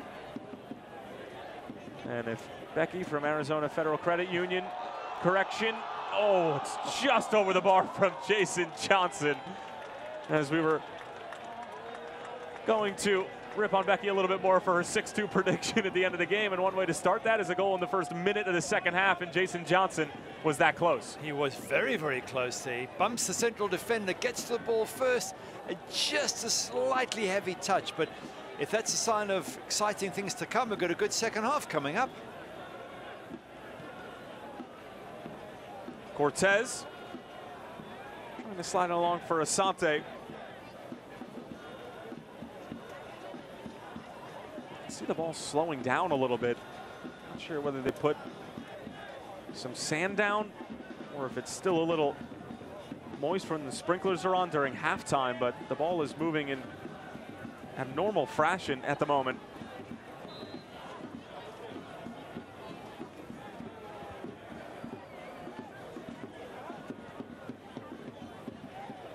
We did have a substitution at the half for John Hutchinson in Seattle. And it's Gonzalez who came on and replaced Henry Wingo. And Wingo was by far the most dangerous player for S2 in the first half. And the substitute brought to you by Capriati's Sandwich Shop. Fanatically delicious subs. It's a surprise, isn't it? I mean, Wingo had two, as you say, 2 excellent opportunities where he tries to bend it around, Carl was, and maybe picked up an injury we didn't notice, or maybe the coach is keeping him for the next game. But either way, I guess it's good news for Phoenix Rising. Obviously, with that great affiliation they have with the MLS's Seattle Sounders, there might be something to do with that as well. We won't dive too deep into it, as S2 looking to break out. Daly dinking it over the top. Not a bad idea. Gonzalez running onto it, driving towards the byline, and Mike DeFont flexing his metaphorical and physical muscles. Johnson Asante, much better from Phoenix. Asante dragged down by Burke Gilroy, and that most certainly is going to be mustered for one of the many youngsters of this S2 side. First yellow card coming in the 48th minute, and it is issued to Anthony Burke Gilroy, 20-year-old from London. Yep, Asante will, I think, be on the ball a lot more second half. I'm sure the coach has said to him, we need this little magician to pull the strings in midfield. And I guess S2 are very aware of the dangers that he poses, so pulling him down, not the wisest thing to do. Once again, another free kick given away by S2 in this game so far. And I'm still sticking with my prediction that one of those free kicks is going to end up in a goal. Gladson Awako standing on top of it.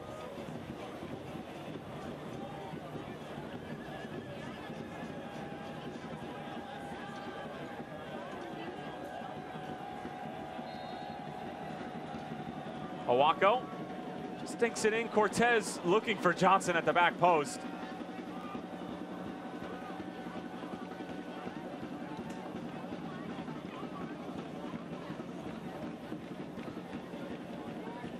On for Amadou Dia. Bends it in.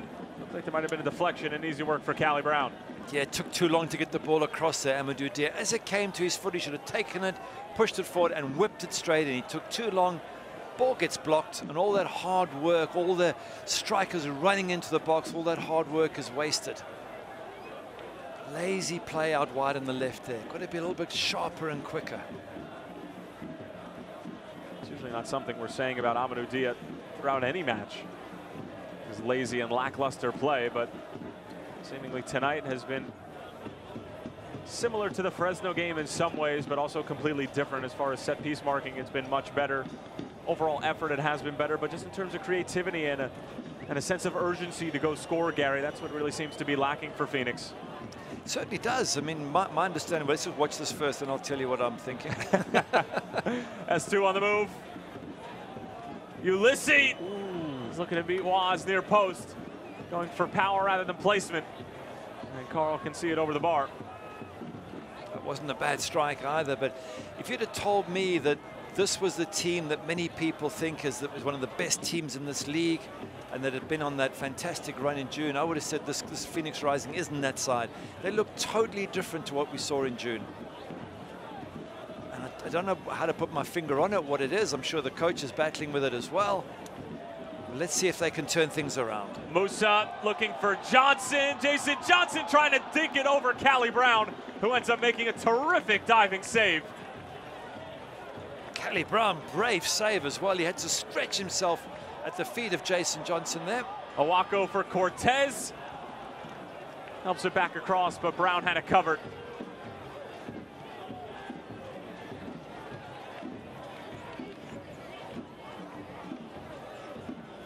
And while we have a moment, we'll take a look at that Jason Johnson opportunity. Have a look how he spreads himself there. He's got to be brave, gets his head and face right into the danger area and makes that block. Have a look at it from this angle here. You can see that hands, face, head. Expecting to get kicked at any moment, and Callie Brown comes away with an excellent, brave save. What was it that you were telling me before the broadcast? In order to be a goalkeeper, you have to be what or what? Mad or stupid, and generally both. But that's one of the reasons why. You try putting your head in front of somebody's cleats and boot at that pace. It's a scary thing to do, so well done, Callie Brown. No, thank you. My mother was not having any of that, me playing keeper as a youngster. So where did you play? Outside back. At least towards the end of my career. Good. Career in air quotations.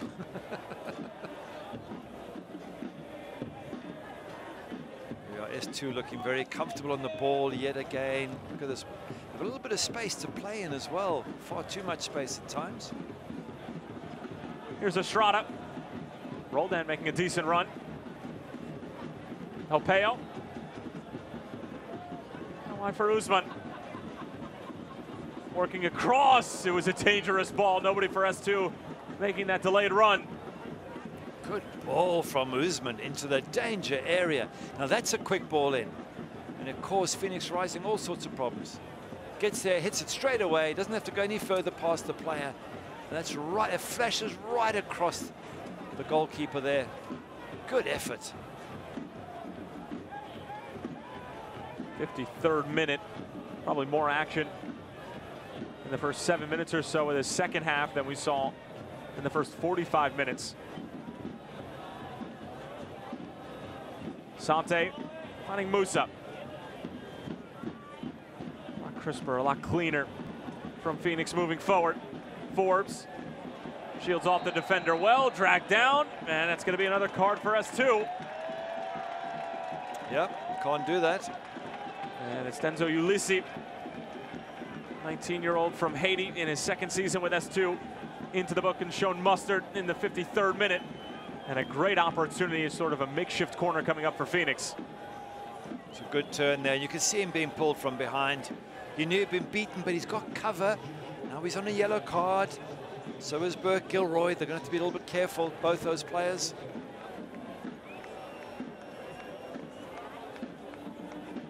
Tell you what, Ulisi is one of the number of young players for S2 who just looks like a youngster.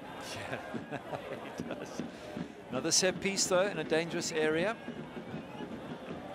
Dia standing on top of it, two-man wall for S2. Callie Brown organizing at the back.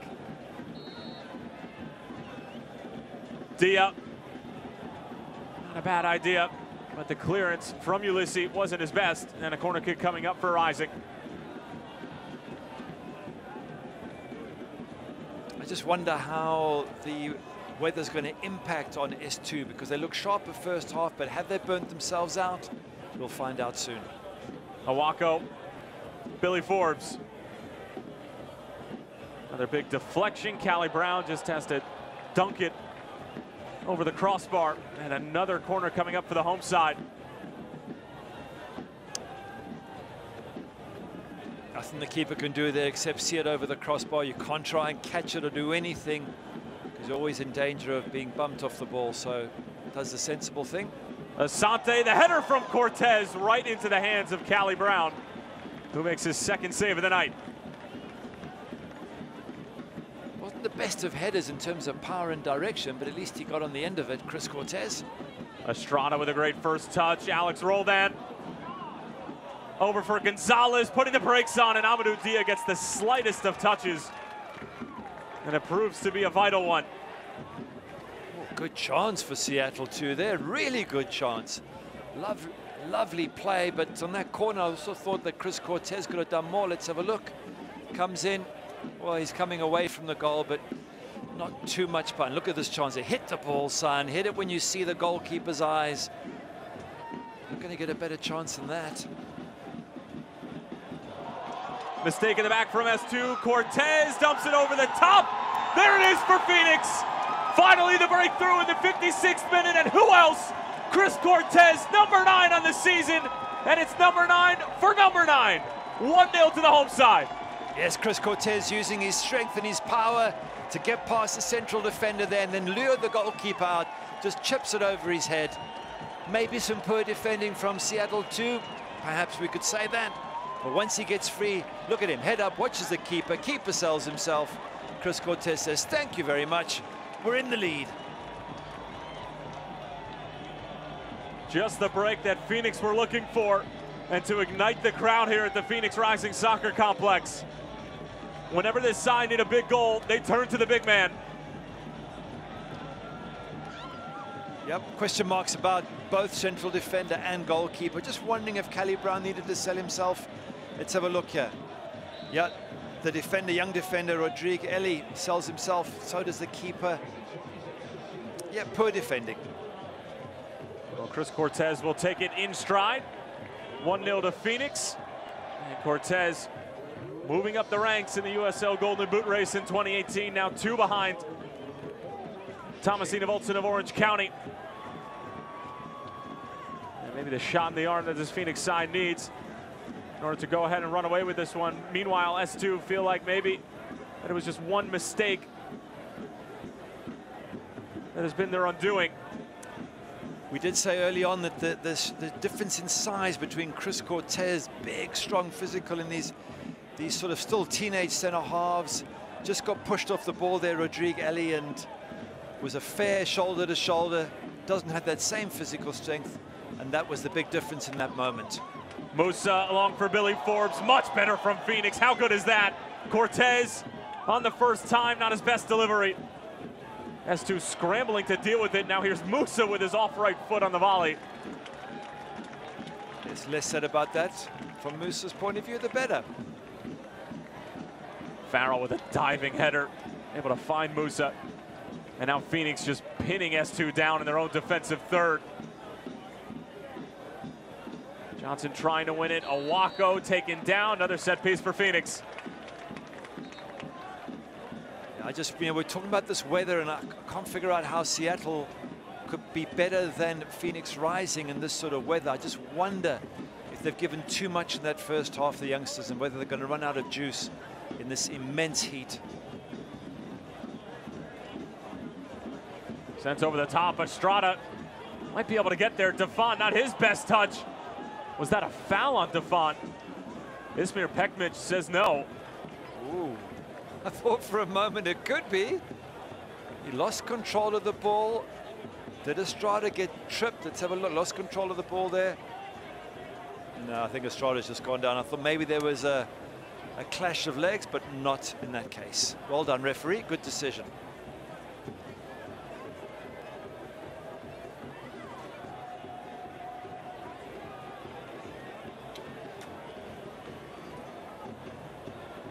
Daly away from Amadou Dia and able to find Gonzalez. He's been very impressive in the middle of the park. Trying to control the tempo for this S2 side. Here he is again. Estrada. Ulysses overlapping. Good hustle from Billy Forbes. Falls to Hopeo. Hopeo's shot never challenging Waz. Nice positive play from Seattle there. Shot a little bit off target at the end. They're so comfortable on the ball, these youngsters. Wonderful to watch. Ability to bring it down, move it, way up the pass, get the 1-2, take people on. They really have been impressive in this game. Just one mistake in defense that they got punished for. But otherwise, extremely impressive. Cortez again causing problems with aerial duels. And you can see John Hutchinson barking orders to his center backs and to his central midfielders, or even barking at Ismir Pekmic that there was some foul play involved. We're getting word that Cameron Martin, the 18-year-old from Washington, is getting set to come on. Here's Wakasa bending it in. Jason Johnson back for Awako. Well, Gary, one of your biggest pet peeves is when players backing away from goal don't nod it back across, and Jason Johnson able to find Awako and was inches away from a stunning volley. That's a great volley. Very difficult skill. Ball dropping down. You've got to make the connection right, and he gets so much power on this. Have a look at it again. As you say, great header back. Wow, that was not far off. If that goes in the back of the net, that could have been one of the candidates for goal of the season. And that substitution taking place, Alex Roldan, younger brother of Christian Roldan, star for the Seattle Sounders in Major League Soccer, coming off here right around the hour mark. And Cameron Martin, just 18 years of age, and who has come up through the Seattle Sounders Academy onto the scene with about half an hour left to play. That volley caught one of the members of the Banditos square in the face. Did it? Oh dear. I hope he's all right, because he did hit it hard. But you sense now that the physical ability of Phoenix Rising, and perhaps they have paced themselves better in the heat, because they should know about this heat. It is their home surface. And that substitution through, brought to you by Capriati's Sandwich Shop, as well as Kavan Frater coming on and replacing Billy Forbes. Fanatically delicious subs. You mentioned Billy Forbes having to deal with injury for the majority of the beginning part of the season, and really just trying to get back to match fitness where he can play 90 minutes. And Kavan Frater coming on to spell Mr. Forbes. And now S2, a little spell of possession. Ulysses working on Jason Johnson. Space for Hopeo. Closed down by Awako, still Hopeo. Careening it along for Usman. Usman whipping it in. Amadou Dia was there. Jason Johnson trying to hold up play, dragged down by Ulysses. And a free kick for Phoenix. And Gary, you mentioned it. mean, just the physical difference between these two sides is becoming more and more apparent as we grow into this game. Yeah, I think you use rather a lot of your energy when you're not as physically strong, when you're younger, and maybe more energetic in that first half. And maybe the wiser, experienced Phoenix Rising players know what it's like to put 90 minutes in this heat. And certainly their physical strength is showing through at the moment, but don't write off these kids. They've got some wonderful skills.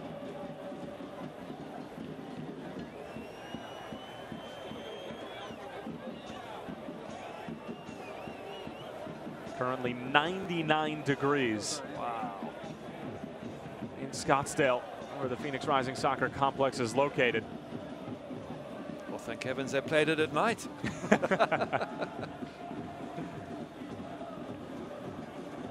Well, there you go. Of course, you have the excessive heat warning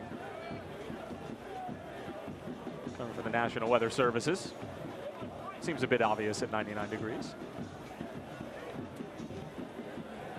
Dia clipping it over the top. Johnson able to get there. Sends it across. Offside flag was up. It's a good ball in for Jason Johnson. Really was, and he got on the end of it. Just didn't quite time his run perfectly, so got caught offside. But once again, creating problems in that Seattle defense, a lot more than they did in the first half. Not so sure it's going to be a 6-2 result, like the lady said. We'll give Becky a break.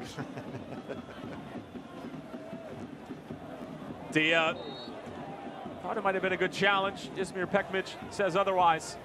And a free kick for S2. Ulysses was dragged down.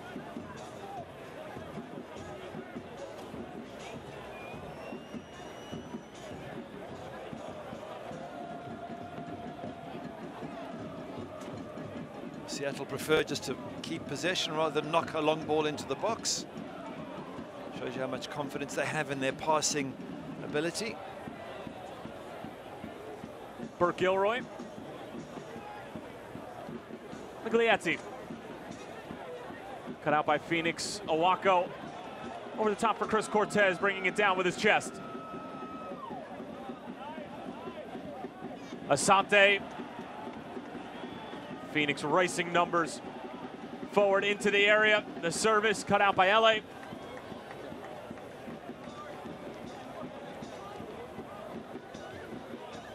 Solomon Asante again. Change of direction, second to none in the United Soccer League.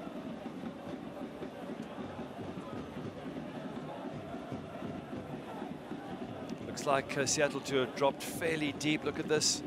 They're literally in their last third of the pitch. Maybe again, that's an example of they're tiring a little bit. They can't cover the same amount of ground they did in the first half. Wakasa, great ball in, looking for Cortez. And Miglietti with a very important touch. We're just bothering the Mission Viejo native just enough so that he couldn't get ahead to it. That was a great ball from Wakasa, absolutely brilliant. Cortez flicks it over his head. Good challenge from Owako. And we're getting word that it will be Evan Waldrop coming in and replacing Gladson Owako at the next chance. Asante skips away from the first defender. Contact, no call. Wakasa. James Musa lets it fly, and Callie Brown with a rather comfortable save. Easy save in the end, but it just shows you the dominance there of Phoenix Rising in those the last sort of 2-3 minutes. Total control of the ball and possession.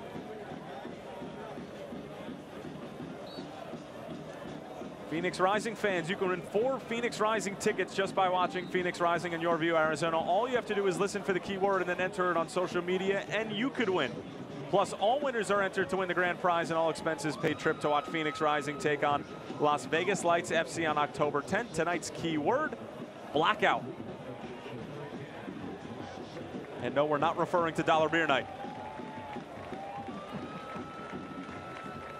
And Gladson Owako coming off to a nice round of applause here at the complex. And the substitute brought to you by Capriati's Sandwich Shop. Fanatically delicious subs And Waldrop will get 23 plus minutes to make an impact, usually a defensive one. He's inching closer and closer to his first professional goal. He scored it a couple of weeks ago, but it was called back due to being offsides. But after further review from the commentators in the booth, it was not offside. But as Gary's mentioned before, VAR has not made its way to the USL just yet, perhaps in 2019.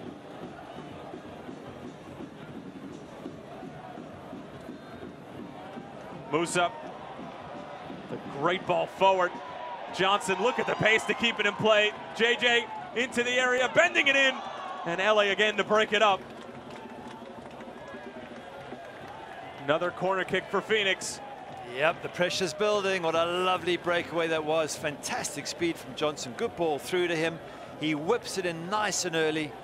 Have a look here. Fantastic pace, but you look at Seattle too, and they seem to be struggling to cover the same ground. Fantastic ball. And nearly found his man in the middle. But I just wonder if, like a boxer, Seattle 2 now are really struggling. The energy's not there. They're not closing down. And more opportunities are coming Phoenix Rising's way. Asante, Musa, just trying to direct it across. Good hustle from Kavan Frater. A bit of a collision.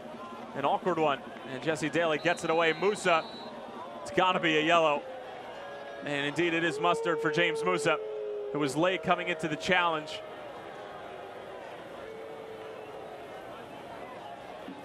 Yeah, let's have a look. He's upset, Musa, but when you slide in like that, you're asking for trouble. You try to pull out of it, but there's a little bit of contact at the end.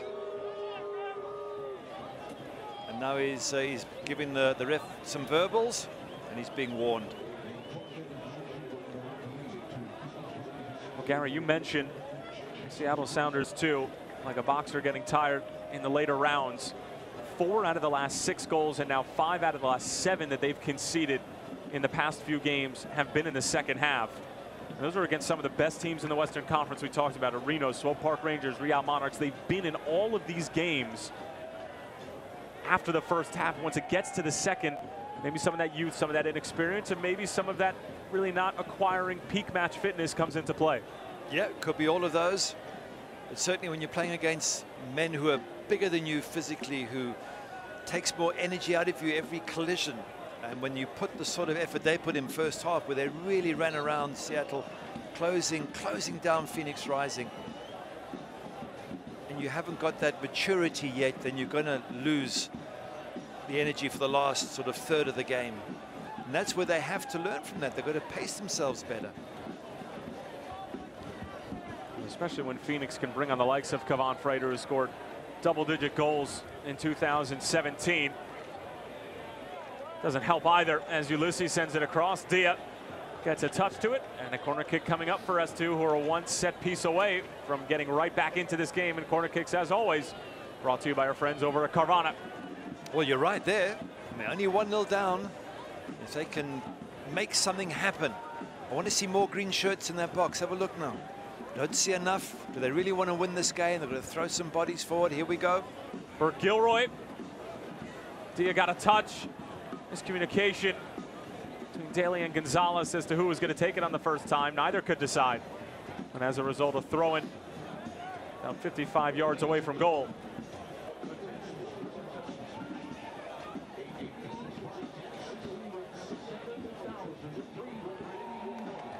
Comes the long ball, knocked up by the keeper, but once again won by the bigger lads in defense for Phoenix Rising.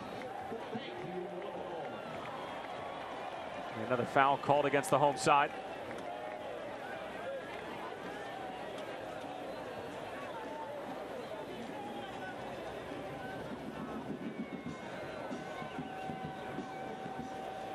'72nd minute, Chris Cortez with the lone goal in this one. In the 56th, ball slipped through. Gonzalez trying to get there, but it's Mike DeFont, the loan from the Colorado Rapids, and beating him to it, and it was offside. He was offside, yeah.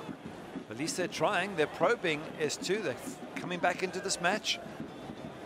A little bit like a boxer with a second wind after taking a few punches.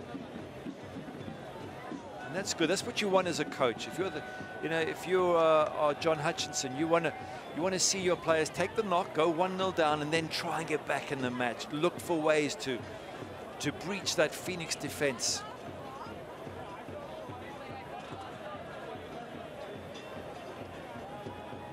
Cortez wins another header. Musa brings it down. Frater. Cleared away by Miglietti.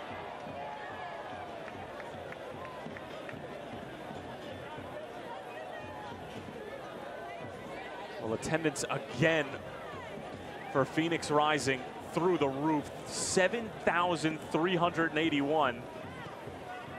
Capacity is listed somewhere around 6,500. Fantastic. Isn't that wonderful to get that sort of support? Great crowd, great soccer club. Really enjoying watching them play, and got that little magician playing for them there, Asante. Asante, Frater on the first time, whiskers away from the double. What a chance for Frater there. Come on, you got to hit target. Little magicians put the ball on your foot for you. Got to make the goalkeeper at least work. Let's have a look at it again. Asante, the turn, the ball in. Wow, he's not going to be happy with himself. He knows he should have at least hit target. I think again as a coach, if you hit target and the keeper saves it, you'll say fair enough, well done keeper. But if you miss target completely, that's frustrating. Well, hydration break in the second half as we're coming down to the final moments of this one. Chris Cortez with the lone goal in the 56th minute, and all it was really just a simple ball over the top from James Musa, or at least it seemed simple enough. LA couldn't handle it. Chris Cortez dinking it over the top, 1-0 to Phoenix. Yes, a difficult one for the keeper, Cali Brown. He sort of got lured to come out. If he'd have stayed, mind you, Cortez would have been through one-on-one anyway. I guess the question is, LA there, he wasn't strong enough. As a centre-back, if you're going to go and win the ball, you've got to make sure that you get something on it. You can't allow the striker to turn and go past you like that. So, yeah, something for Rodrigue Eli to learn from. And a tough one, because Seattle 2's youngsters have been really good in this game. They've worked hard. They've been fantastic on the ball. Their touches neat. And it must be tough for them to see themselves 1-0 down. Now, the question is, mentally, how strong are they for the last 15 minutes? Are they going to fight back in this match and at least give Carl Was something to do? He's had nothing all night. Not one save, I don't think. Well, we can double check that statistic. And prove me wrong. Nope, you are right, as usual. Well, let me ask this question to you. If you're Rick Johnson, you're heading into this match against the top dogs of the Western Conference, the Real Monarchs, next Saturday. Do you hold on for this 1-0 win? Do you play a bit more defensive? They made that Evan Waldrop change for Gladson Awako, so from a personnel standpoint, you obviously have already made that decision, but do you maybe even try to go and get the second, get the third, build a little bit more confidence after that tough game against Fresno, so you're flying and firing on all cylinders heading into that game in Harriman, Utah in about a week's time? Oh, it's a difficult one, isn't it? Because if you say go and get the second and you push forward and leave a gap and concede and draw, then it's a disaster. But yeah, I do think, though, that with Chris Cortez up front and Asante, they should be able to have a couple more chances on goals against Cali Brown. We'll resume play after the hydration break.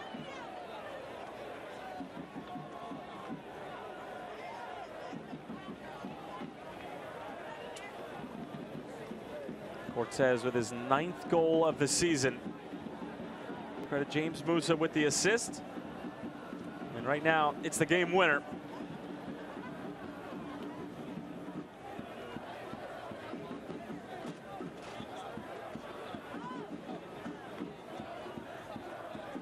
Right, Carl Was, that's all he's had to do really this evening, isn't it? 1 or 2 long punts upfield.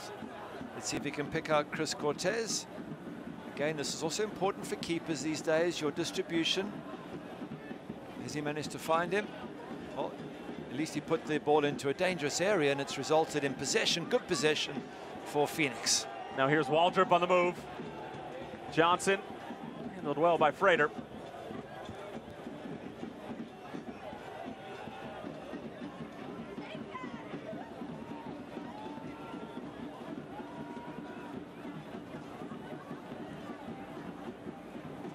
Carl Was saying push up. Let's try and play football in their half. Put them under pressure. Good challenge from Ulysses. Frater couldn't quite leap high enough. John Hutchinson still well into this match and giving orders to his extremely young, albeit energetic and eager side. Ball bent into the path of Usman, who's been impressive, but has sort of faded away in the middle part of the second half when Phoenix were starting to put the clamps down on S2. It's a poor pass out wide there, but other than that, S2 once again looking extremely accomplished on the ball. But the reality is they're 1-0 down, 12 minutes or thereabouts left. And they have to find a way back into this game. That's what football's all about. You don't want to go home to Seattle and say we played well and lost 1-0. You want to try and bring them back a point or 3 if you can. This one would certainly hurt, but it would hurt even more having lost their last 5. And a lot of those close results against some of the best teams in the Western Conference. It's a foul against Phoenix. Ismir Pekmic just going to have a conversation with Kavan Frater. Solomon Asante, essentially the peanut gallery in all of this. Yeah, always difficult for ref when everybody else gathers round. Let's have a look and see if there's much contact. Yeah, there's a little kick out at the end there. But it's naughty, shouldn't do that. But the referees, certainly, they want to speak to one player and 5 or 6 try to gather around and influence, and I think that's something that needs to be stamped out of the game. In other sports, if you approach the referee when he's talking to a player, you'll get yourself into trouble. So, set piece for Seattle, what can they do? Daly on top of it. Cortez winning it. And the corner conceded. To the 80th minute of play. Phoenix, as it stands, in second place in the Western Conference table, with a couple of games in hand, and obviously with an entire slate of matches to be played on Saturday. This one wimped in. Skips all the way through. Daly racing to get there. His delivery, not his best. James Musa finding Kavan Frater.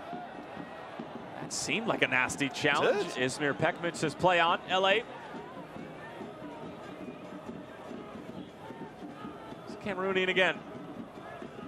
Trying to bend it in. Popped up into the air after the deflection. Waldrop.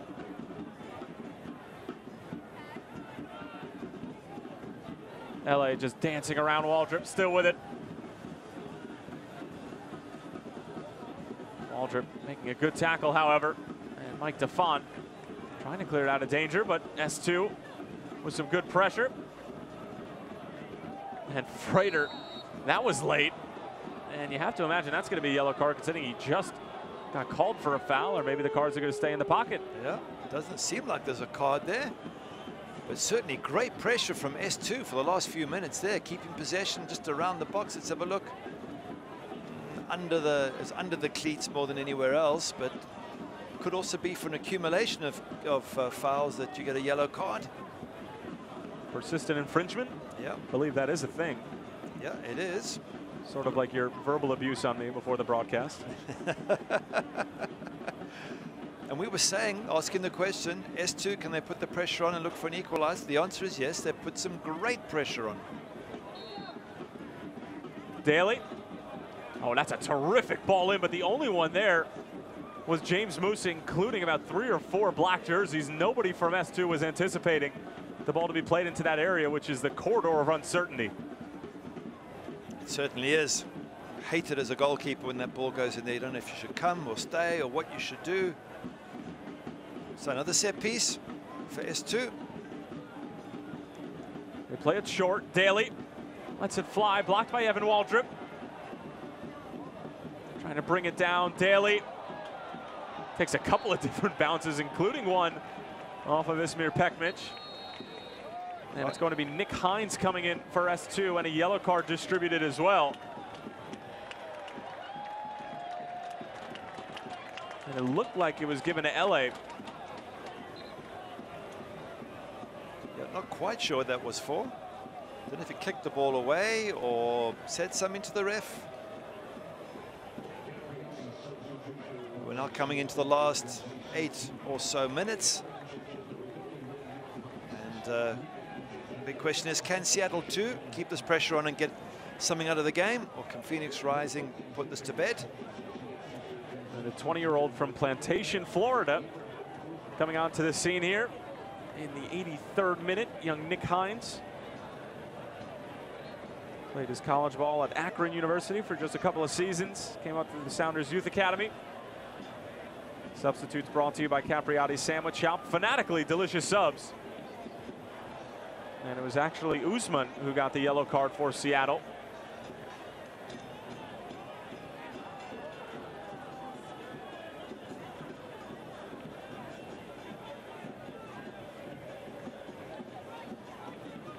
Miglietti looking for an option. Finds one in Burke Gilroy, Amadou Dia.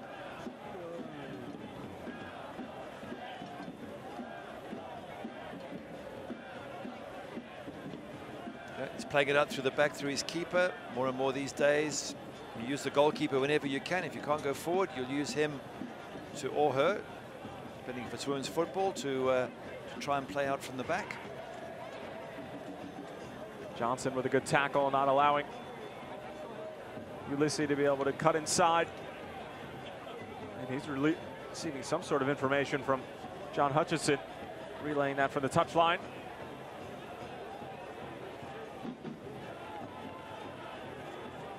Phoenix more than happy to allow S2 to be able to possess in their own defensive third.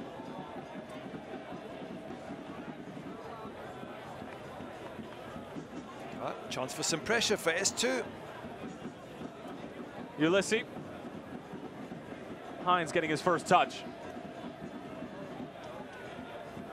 Former Akron Zip. Switching the point of attack was LA.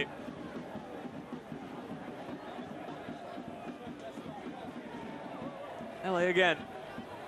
Burke Gilroy. Very patient from S2. All they need is one.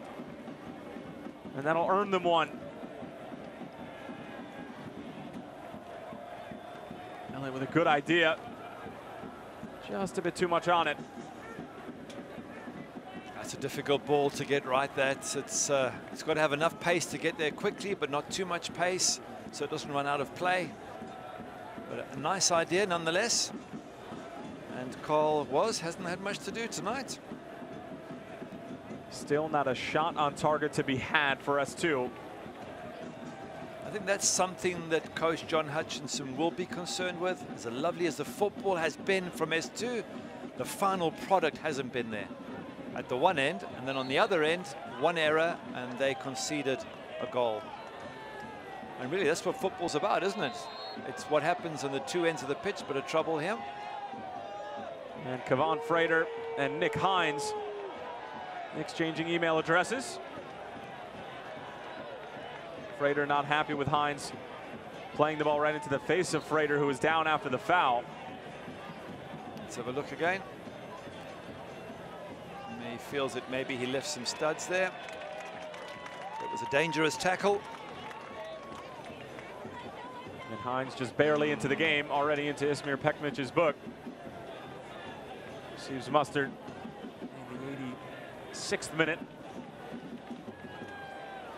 Didn't see much there. He did stick his butt out and sort of block the man, but I'm not so sure that constitutes a foul. Anyway, it's given. Welcome to the game. Oh, is he giving it to James Musa for arguing?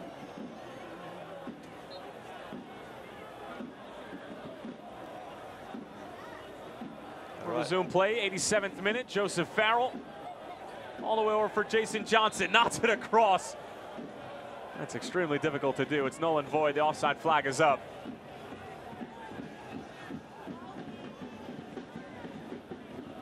And the Banditos starting to sense 3 points on the horizon. Still a little bit of work to do. But as it stands, Phoenix will be back into the win column and back to their winning ways.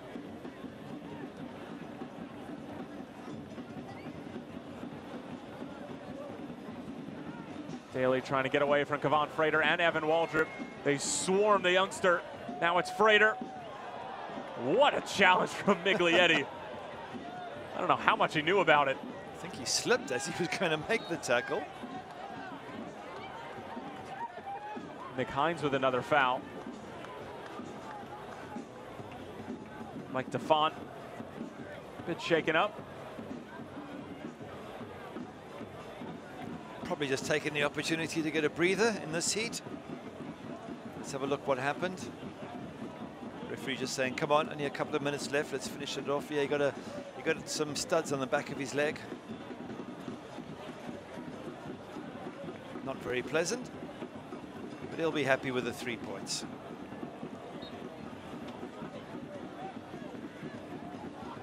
Well, the commentator's curse has not been friendly to you as of late. It's bold to just go ahead and write off the 3 points at the moment.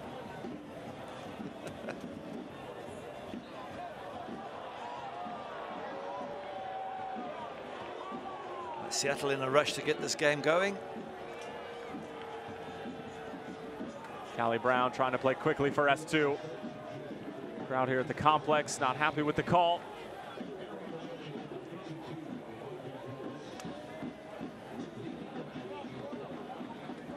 And we'll have another substitution coming from Rick Schantz. And it's going to be Devontae DeBose to replace Chris Cortez, who scored his 9th goal this season. Currently leads Phoenix in that department. And the substitute brought to you by Capriati Sandwich Shop. Fanatically delicious subs. And we'll take a look at what Chris Cortez was able to bring to the table for Phoenix tonight. He's our star player to watch. And he's making good on it. 56th minute, 1-0. Yeah, good finish. Beats the center half. Draws the goalkeeper, chips it over him. Nice goal, all down to Chris Cortez virtually, so good day at the office for him. Diaz sends it away. Miglietti. Great work rate from Kevon Frater. Able to usher it out of play. I don't quite see enough urgency in S2 here. They've got minutes left on the clock and they're trying to play it out neatly from the back. I think there comes a time when you go, hey guys, we haven't got much time. Let's just kick it log and see what we can do. I admire the footballing side of it, but there's also the, here we go, this is much better. Get a ball down there, get your man on the end of it and try and get the cross in the box. Hines, great move. How good is that? Sends it across, but Amadou Diaz there. Wow, Nick Hines just left Mike DeFont completely flat-footed. We'll have 5 minutes of stoppage time, more than enough for S2 to try to get back into it, or perhaps Phoenix to get an insurance goal.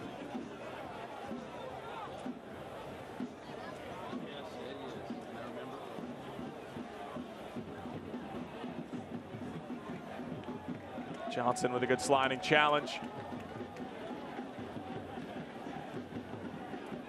But it wasn't Becky of Arizona Federal Credit Union who was right about the final score prediction. It was actually their COO who predicted the 1-0 scoreline, albeit he gave a bit more insight. He thought Rigi was going to come on and score the game winner, having fresh legs.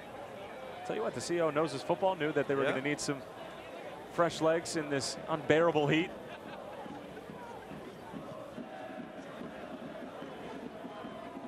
Hines skipping away from Johnson. Lost it on that second or third touch.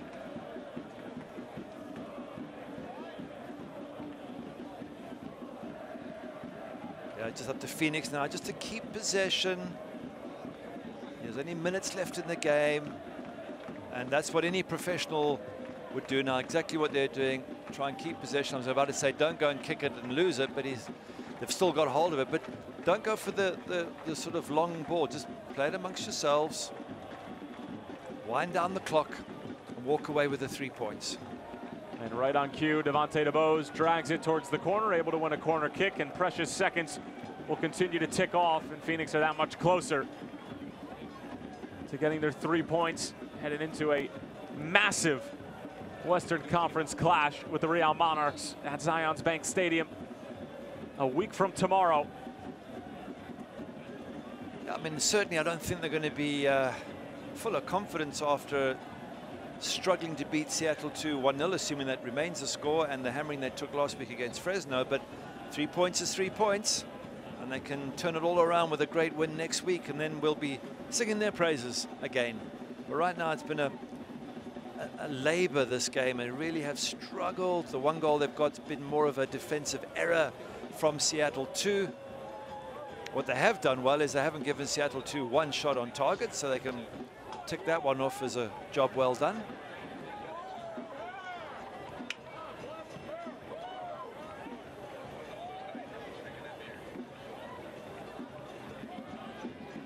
Cameron Martin upset with the ball that he played over to LA. So we're approaching the 94th minute of play. Usman. And that's LA. Usman to his left. Burke Gilroy. Nick Hines. A lot of 1v1 moves up his sleeve. Waldrop just clears it away. Very safe for the Grand Canyon University graduate.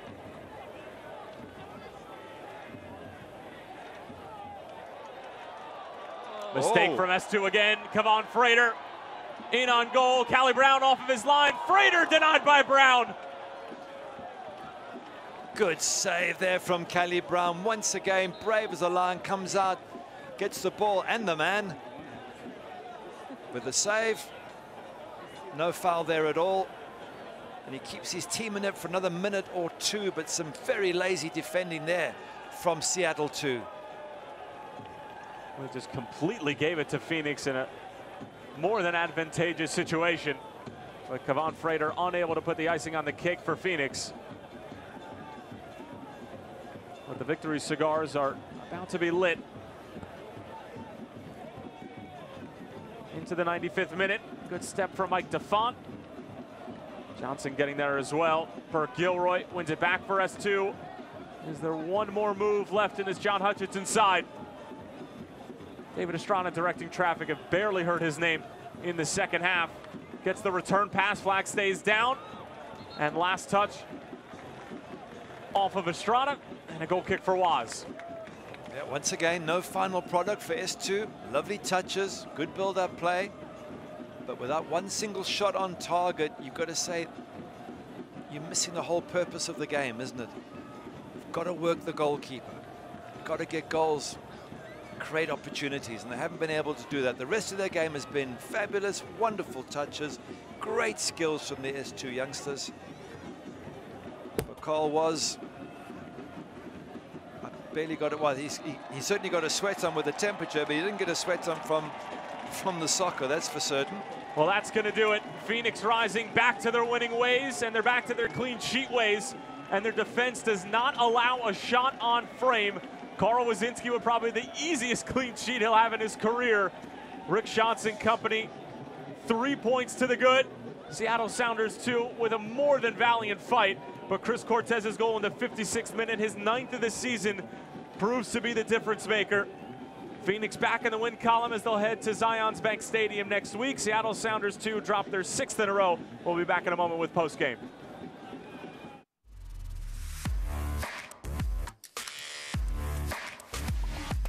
It's a great family environment. It really is fun. They do a good job making it fun for the kids. Go Phoenix Rising!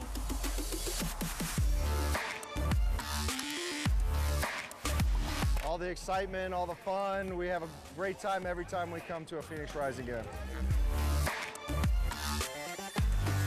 Go Arizona Federal! If you just sign that first I'm one so there. sorry. we'll I don't feel comfortable signing that. I don't get the math here. Was this the same car we talked about? What's this dealer preparation fee? I'm so sorry. This just is not. What we talked about.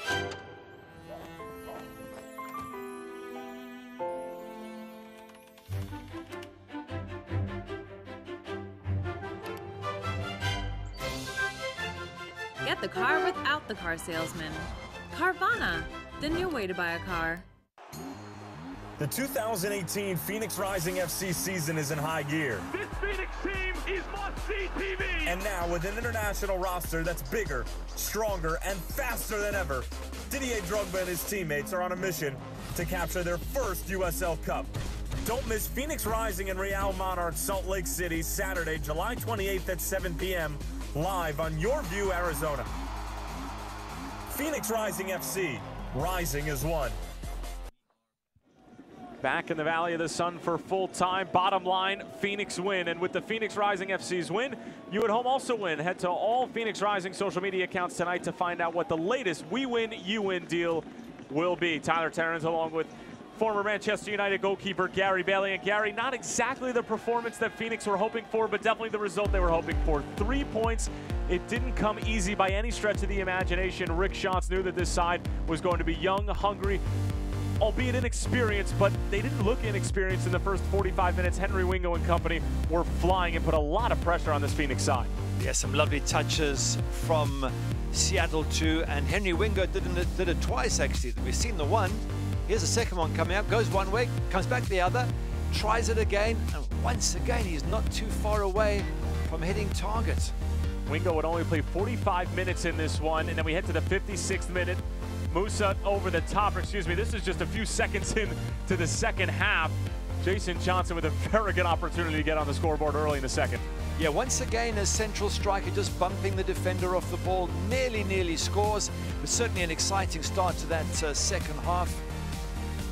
And then the hits would keep on coming for Phoenix. More pressure. Callie Brown, however, with a huge save. Yeah, brave save, throwing his head and arms right at the feet of the striker there. Keeper had a few important saves to make in that Seattle side. Callie Brown would hold strong for the beginning moments, and then Musa, innocent ball, helps it along, but LA with a disastrous mistake, and Chris Cortez, easy as you'd like. Yeah, LA will learn from that. That was a really bad error. You've got to get something on the ball there, and he misjudges it completely. Callie Brown maybe could have stayed, but either way, it was a one-on-one, difficult one there. Chris Cortez punishes them, and that turns out to be the difference between the two teams. Came in the 56th minute. Chris Cortez, number 9 and number 9 on this season. He's now 2 behind Thomasine Voltson, who leads the USL in the Golden Boot race. We'll take a look at some of the final statistics. And Gary, if you look at the right side, I mean, the third statistic really says it all. No shots on frame, and despite their great football, and despite, like you said, it being a pretty brand, there was no end product. Yeah, there was no end product, which you must give credit, of course, to Phoenix Rising and their defense, but S2 certainly need to rethink that side of it. Possession-wise, S2 did well, 57%, and Phoenix Rising's second half looked a lot sharper, but they'll take the 3 points, Phoenix Rising. That's the most important thing. Well, they're able to bounce back after their brutal loss against Fresno at Chuck Chansey, and the next challenge for this Phoenix side is a big one. The top dogs of the Western Conference will host Rick Schantz and Phoenix Rising at Zions Bank Stadium in Harriman, Utah at 7 p.m. Mountain Standard Time. And that'll be on Saturday, July 28th. Chris Cortez and company will look to take down the best team in the Western Conference.